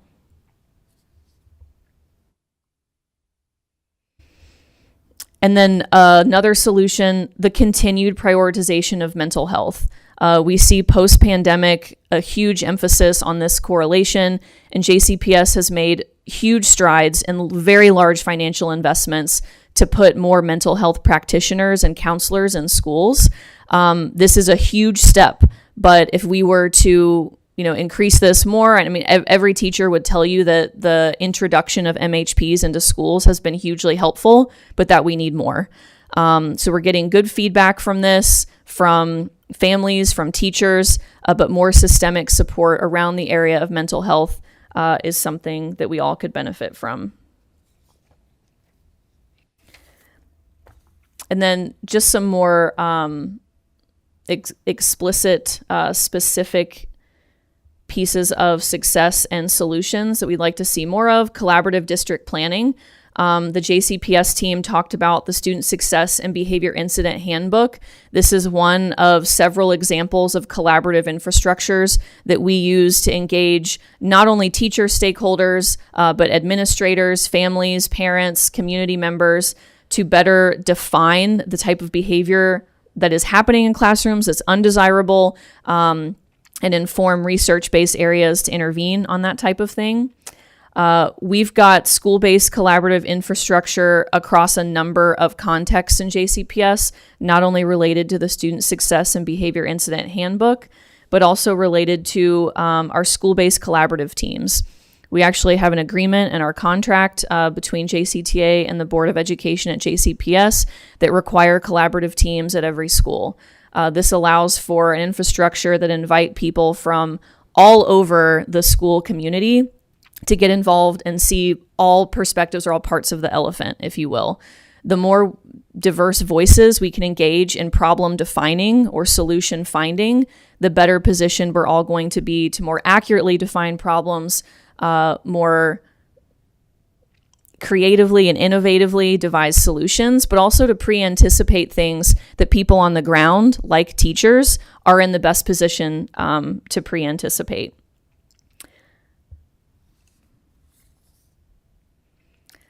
And then some more global things, solutions that would help a lot of the behavior incidents we see in schools. Grants for living wages for education support professionals. We've seen in every facet of the school community, on buses, in early childhood classrooms, in classrooms K-12, that there is a lack of staff, a lack of teachers, a lack of support professionals. If there were some kind of investment in the pipeline or some kind of program to increase wages for everyone, this is something that would help in developing Kentucky's kids. We're seeing shortages of bus drivers. If we had bus monitors on every bus to help with behavior and just be another adult in the room, every teacher or parent or adult that's been around kids know that the better your ratio of adults to kids, the higher your chances are of success. So raising those wages for education support professionals, in addition to teachers, is something that would help everyone.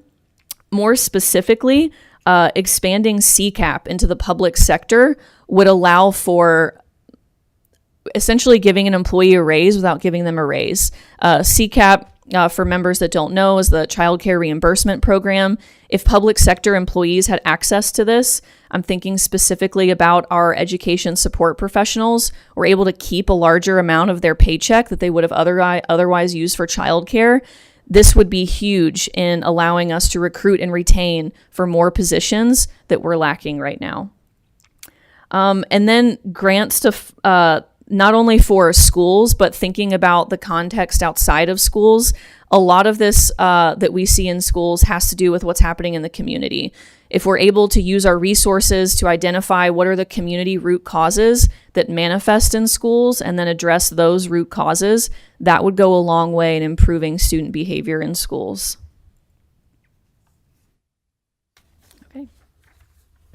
Okay, if you guys want to come on back up, and we'll do this as kind of a group, and if you could please direct your questions to who you prefer to answer it. Senator Tishner. Okay, thank you. I have a lot of questions. It might take a whole committee meeting for that. No. I won't. Okay, I really was hoping to get data today. Like, I'm looking for information. I read through the handbook, almost made it all the way through, just a few pages left. And there's some definitely great things that you guys have thought a lot through how to handle behavioral issues, but I want to know what's actually going on inside the building. If there's any way I could get data, can I just start reading off some things I would like, and then maybe you could get that to the whole committee? That would be really helpful. Yes. I would like to know the number of guns that were brought into the school last year. I would like to know how many students were expelled from that. I would like to know the number of incidents that occurred on buses, disciplinary issues, and what the punishments typically are. How many bus drivers have quit or been fired over violence on the buses. I would like to know how many student assaults have happened. Just 1 year would be great. How many student on staff assaults, and how many resulted in suspension or expulsion, and how many teachers have left in regards to student on staff, excuse me.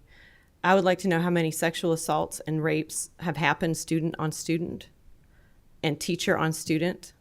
And I would like to know what those punishments are. And I would like to know which schools are seeing the majority of these incidences, if it's particular high schools or middle schools, which schools you're seeing those levels.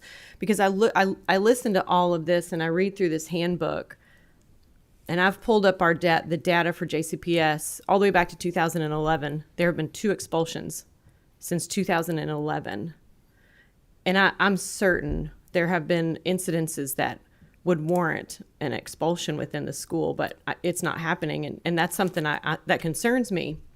And I also look at, in your handbook, the restorative practice model that came into play in JCPS in 2016, and looking at the number of suspensions that have gone really significantly up since 2016 when that was implemented, and it seems to be like a practice that isn't really working and not helping. We've seen instances of bullying that have led to suicide, and I'm concerned that restorative practices aren't effective.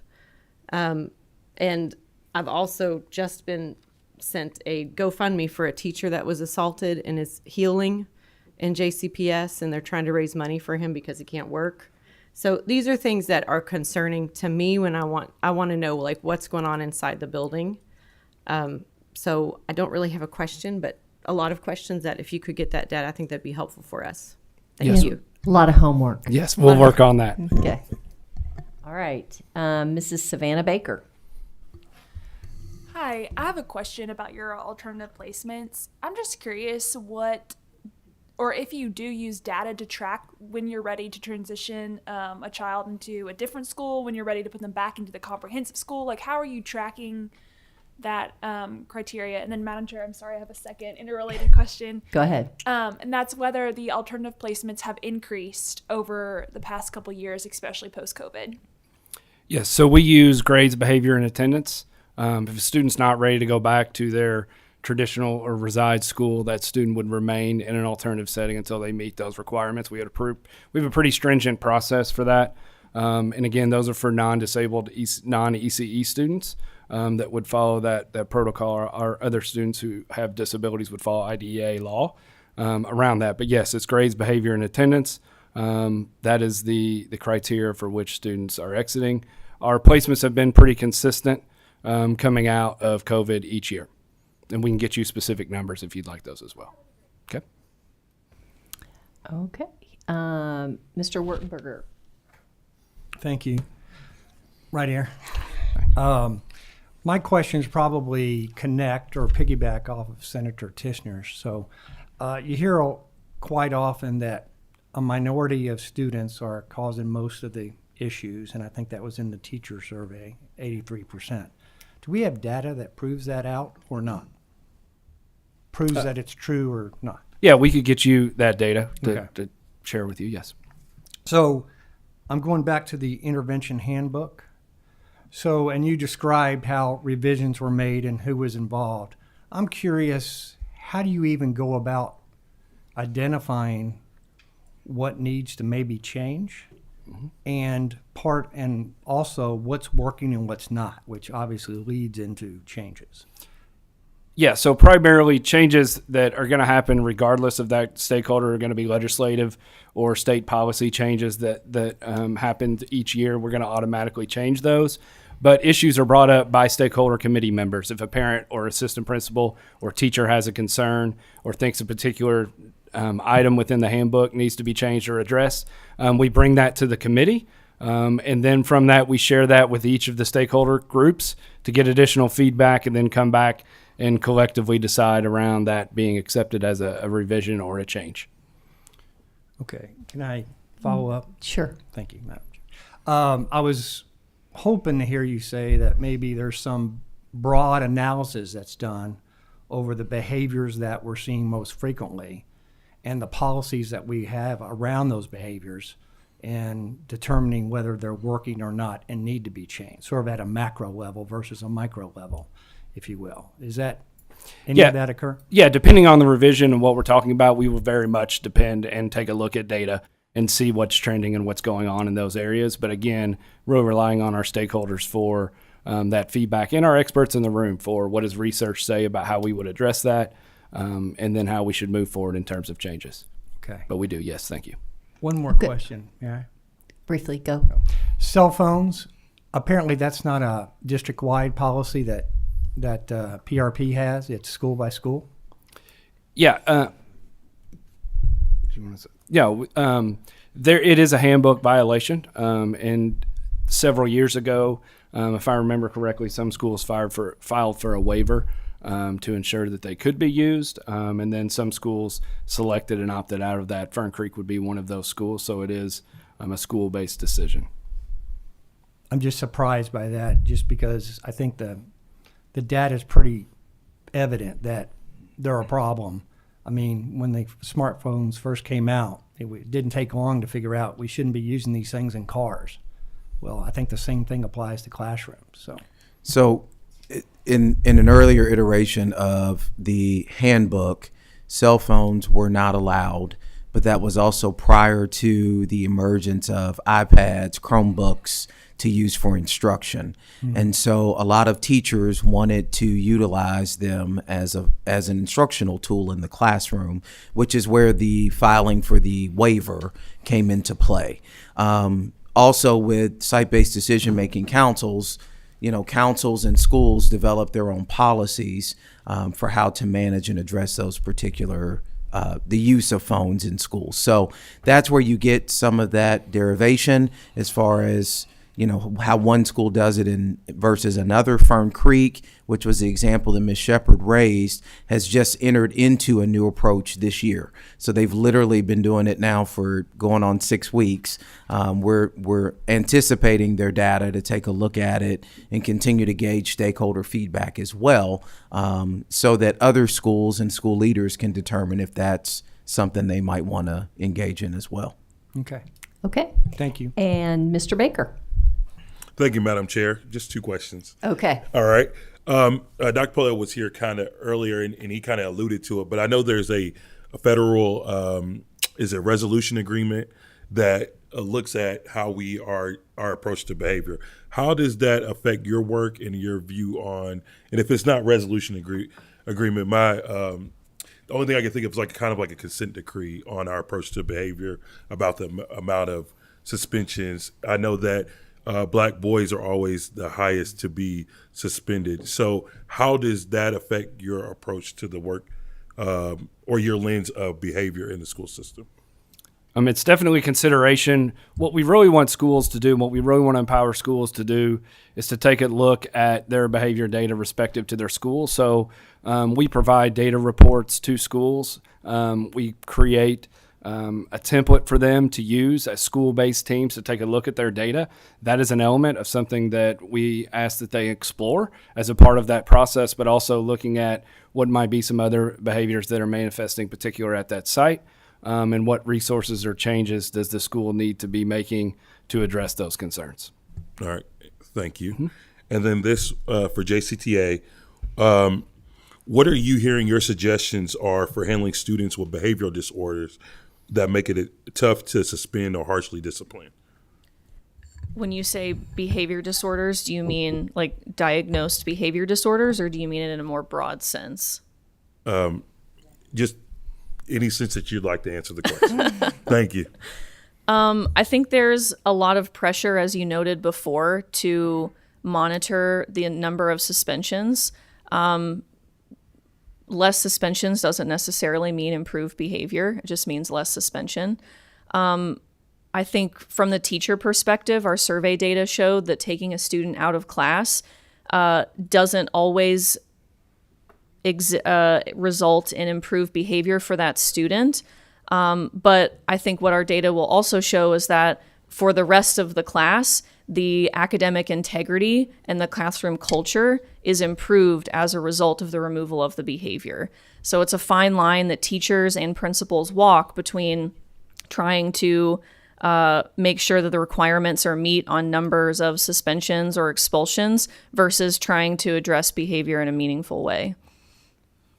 And I just want to add on that. I agree, Maddie. There's one thing I don't is we don't necessarily have metrics would say this is the amount of suspensions a school might have or limit that in any way, shape, or form. It's something we really just want them to take a look at and be mindful of for many of the same reasons. Okay. Ms. Maston. Hello, everyone. I think I kind of understood your question, but I got two questions. But my first question is, I know you talked about the district re-engagement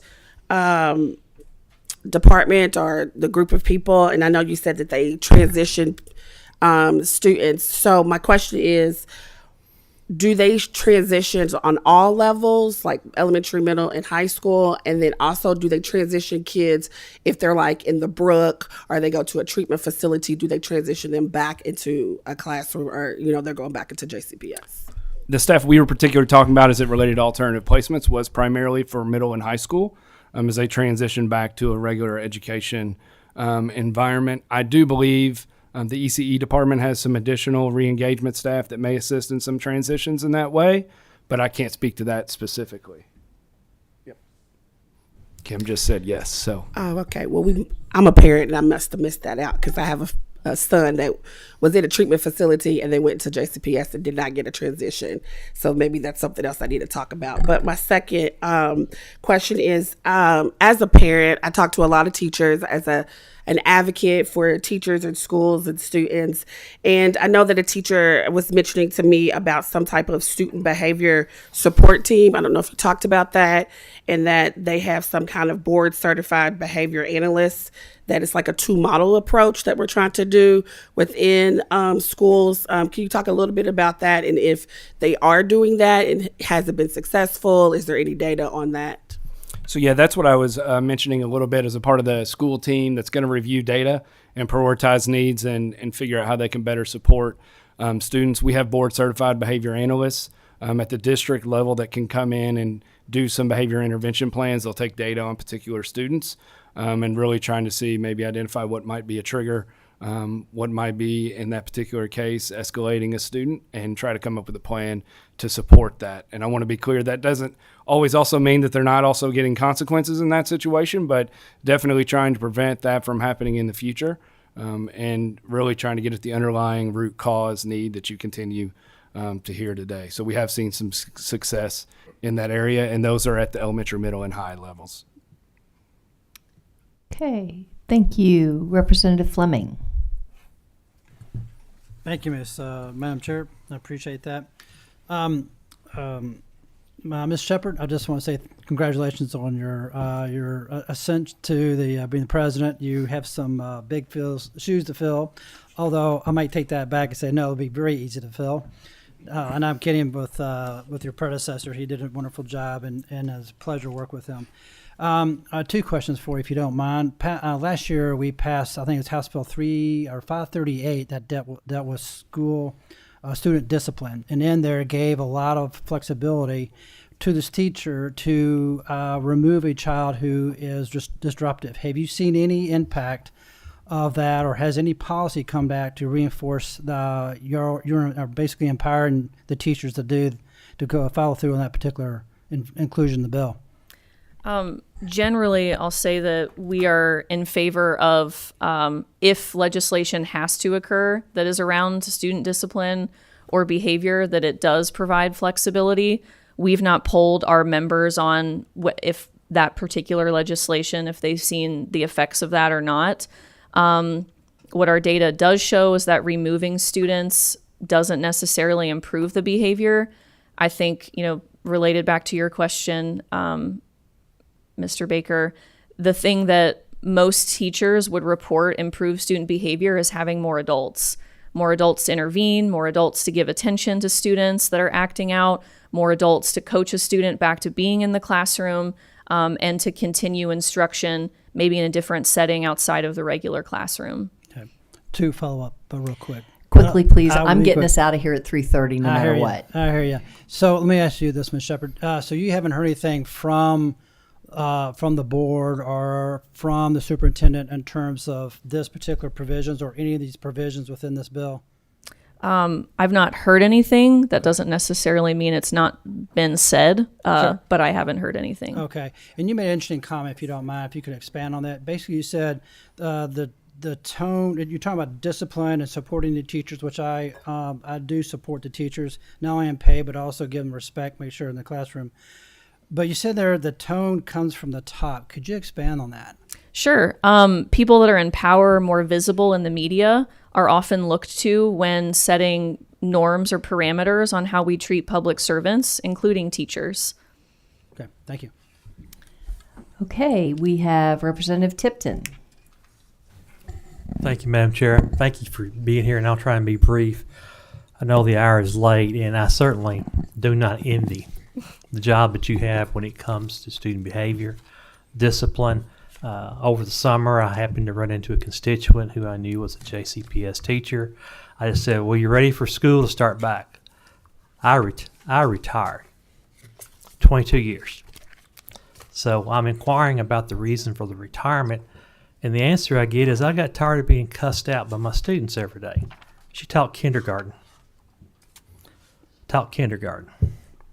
And, a lot of times we talk about the COVID issue. And I read an article last week that said it's time to quit blaming COVID on everything. We have cultural issues. We have societal issues that we have to address. And I just want to emphasize that. And I know teachers, school districts, you're being asked to do things you were never equipped to do. You should never have been asked to do, but that's the situation that we're in right now. So we all need to recognize that. On the House Bill 538 that went for House Education, that was in 2023, the goal of that bill, Representative Truitt, was if a teacher had a student who's just completely disruptive, get them out of the classroom and they don't come back to that class that day. At least get them out of there that day, give that teacher an opportunity to be able to instruct the rest of the class that's interested in learning. And then hopefully that student can be reintegrated into the classroom. I've been to Breckenridge Metro. I've talked to the teachers. I've talked to the students. I understand some of the challenges they have. This is not easy stuff. And JCPS is in an urban setting, and there are a lot of issues out there. And I think, I grew up at a time, if I got in trouble at school, I was in more trouble when I got home. And that's not the case anymore. And parents have to be involved in this. The community has to be involved in this process. And we have to raise expectations. Sounds like I'm preaching now. Maybe I am a little bit. But one quick question. There was a very highly visible incident on a school bus in JCPS recently. I know we passed House Bill 446 this session, dealing with giving bus drivers more authority in regard to discipline on the buses. Part of that required that parents sign off on an agreement on policy. Have you had much resistance from parents on that? How's that process going? Of parents reviewing those policies and being willing to sign off on those policies for their child to ride the bus? I know those have been shared with parents. In terms of any pushback or anything from that, I'm not aware of any of that at this time. Okay. Mrs. Abdelahat. Thank you, Madam Chair. Thank you all for being here today. Sorry. 2 questions. One, more anecdotally, we heard at Mayo High School from a couple of teachers about referrals and that they just aren't writing referrals anymore. Data is always the best, but it might be a sort of suspension question too. Like, what is the belief as to why teachers aren't writing referrals anymore? Is it ineffective? Or maybe that might be more for, it's Ms. Shepard, right? Ms. Shepard to answer from a teacher's standpoint, or anybody, but. I'll start on the school side, and then Maddie, if you want to chime in, that's fine. I would say that sometimes there's a lack of understanding of the progressive discipline approach, and part of how we articulate to our teachers is that once they write a referral and that goes to an administrator, the administrator has professional judgment and discretion in relationship to our handbook and code of conduct to make a decision on the consequence. Sometimes because in the moment, a teacher may expect something done that's not consistent with progressive discipline or with our handbook. And so sometimes frustration then leads them to disengage from the process.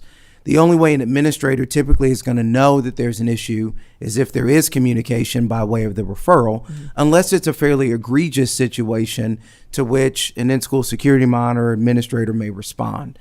My encouragement would be to a teacher that if their responses in the classroom have not been successful, then they follow the process that's set forth in the school, which is to write a referral.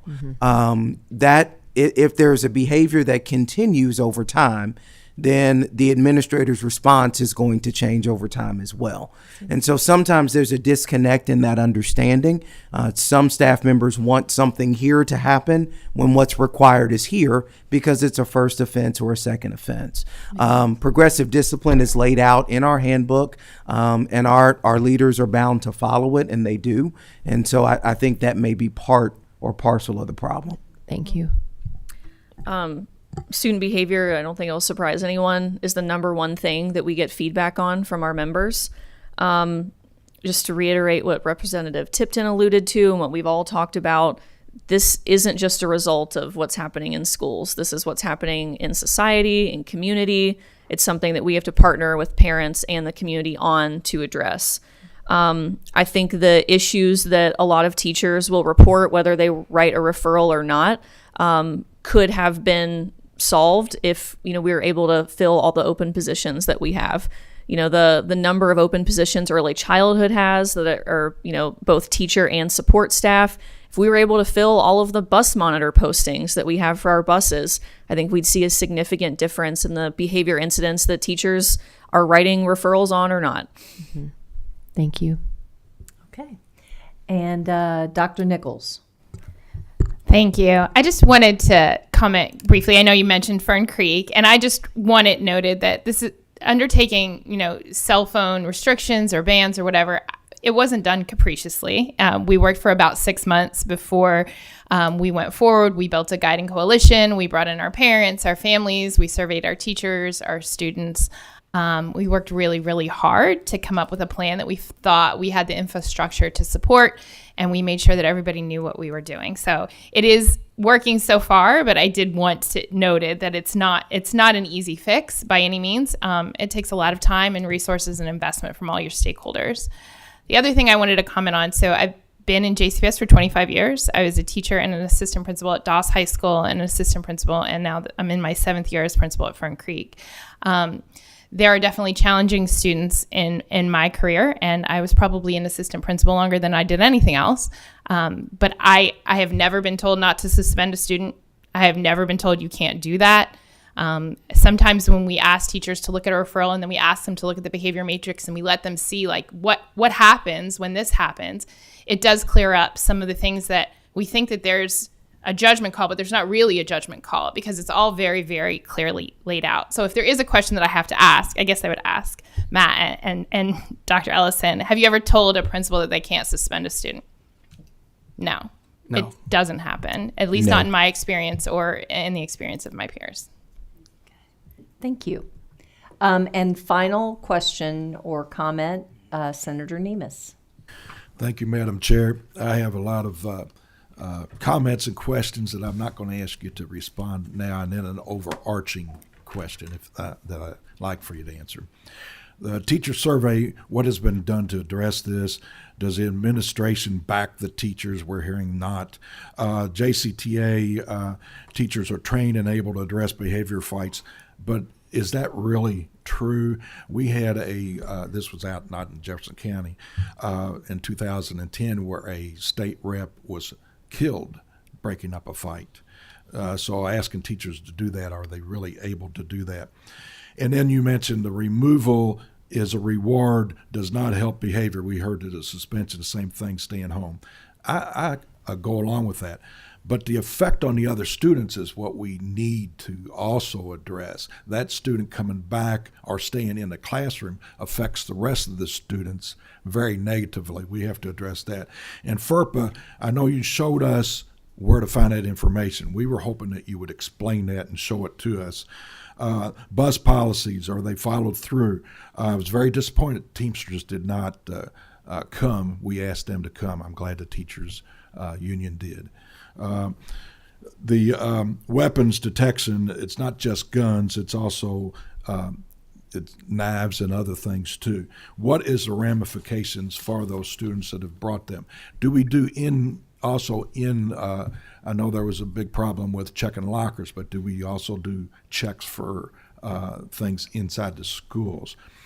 You said a lot about society and parents and this and that. That's true. The kids come to school with problems, but we have to address and we have to teach on premise what we can do there. We can't help society. We try to help the kids because of their background, but we need to more focus on what is happening in the school than the society.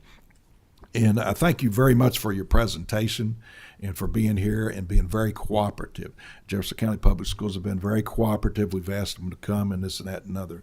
But I want to get a little bit real here.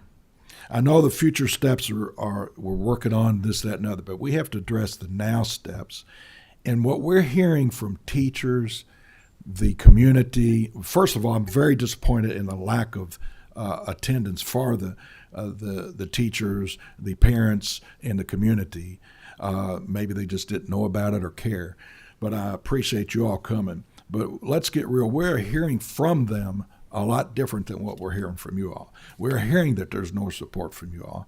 We're hearing that there's problems in the schools. We're seeing on the news the fights in the buses. We're seeing on the news the fights in the high schools. We're hearing from the parents of our kids are getting beat up and this and that, are scared to go to school. So that is my question. How do you address that? Is it true? Not? Yeah, I'll start. I know there's a lot of anecdotal narrative out there around all of those things. We're aware of that as a district. As I mentioned before, our ability to respond to some of those situations. We had somebody mention a particular event earlier. We are very limited in our ability to speak directly on how those situations are handled. I assure you we do handle and address appropriately any significant safety issue Dr. Ellison and I work on those numerously, alongside some other district level team members to make sure, one, that we are in compliance, but two, that we are holding students accountable in terms of suspensions. I'll speak generally in terms of alternative placement. Those things are happening, and we do everything we can when we can to support teachers, students, and our staff, other staff involved in those situations. And we have we have conversations, again, around ensuring those things happen and that we are as consistent as we can possibly be in those situations. The only thing I will add is a reiteration of what Dr. Nicholas prompted us to say, which is that we've never looked at an administrator and said if it was behavior worthy of a suspension to not suspend a student. If Dr. Polio were sitting here, he would tell you the same. And so again, it's about being consistent, as Dr. Anderson said, with our handbook, and looking at the behaviors that have been indicated as short-term or long-term suspension, and then ensuring that we follow through with that. Zone leaders such as myself are thought partners with our building principals when there are significant situations. We talk through them, we work through them, we take multi-layered approaches to those situations. When we re-enter a student from suspension, there's often a meeting with an administrator, sometimes with a counselor or a mental health practitioner as well, recognizing that there are other dynamics at play in the situation than just the behavior itself. And so it's much broader, not just even going macro into the community, but macro as far as the school is concerned, that we pull in multiple staff members to try to support students in making better decisions. There's always going to be conflict in schools. There are always going to be issues and situations that arise in schools, some of which are more impactful and more severe than others. We do our best to address them when we know things in advance. We are highly proactive in talking to students, in including other stakeholders, parents even, for conferences and conversations to try to dissuade poor decisions. We are not always successful, and when those things do occur, we respond to them, and we tell our administrators to respond to them as well. And I'll just add to that. I mean, I think you would hear from, if Dr. Polio was here, he would say the same. We want to know when those situations are occurring for many of the reasons Dr. Ellison just said.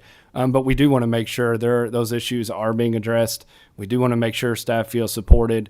Again, our ability to follow up in those situations is a little bit limited, but I encourage you to share those with us. We do look into every one of those and ensure that we're addressing them appropriately. Thank you. Thank you. And I failed. It is 3:33. But next meeting will be on Monday, October 7th, same room we're in right now. And we will be discussing data on outcomes for high school graduates and other critical data from the Kentucky statistics. And may I have a motion to adjourn? Motion. We are adjourned.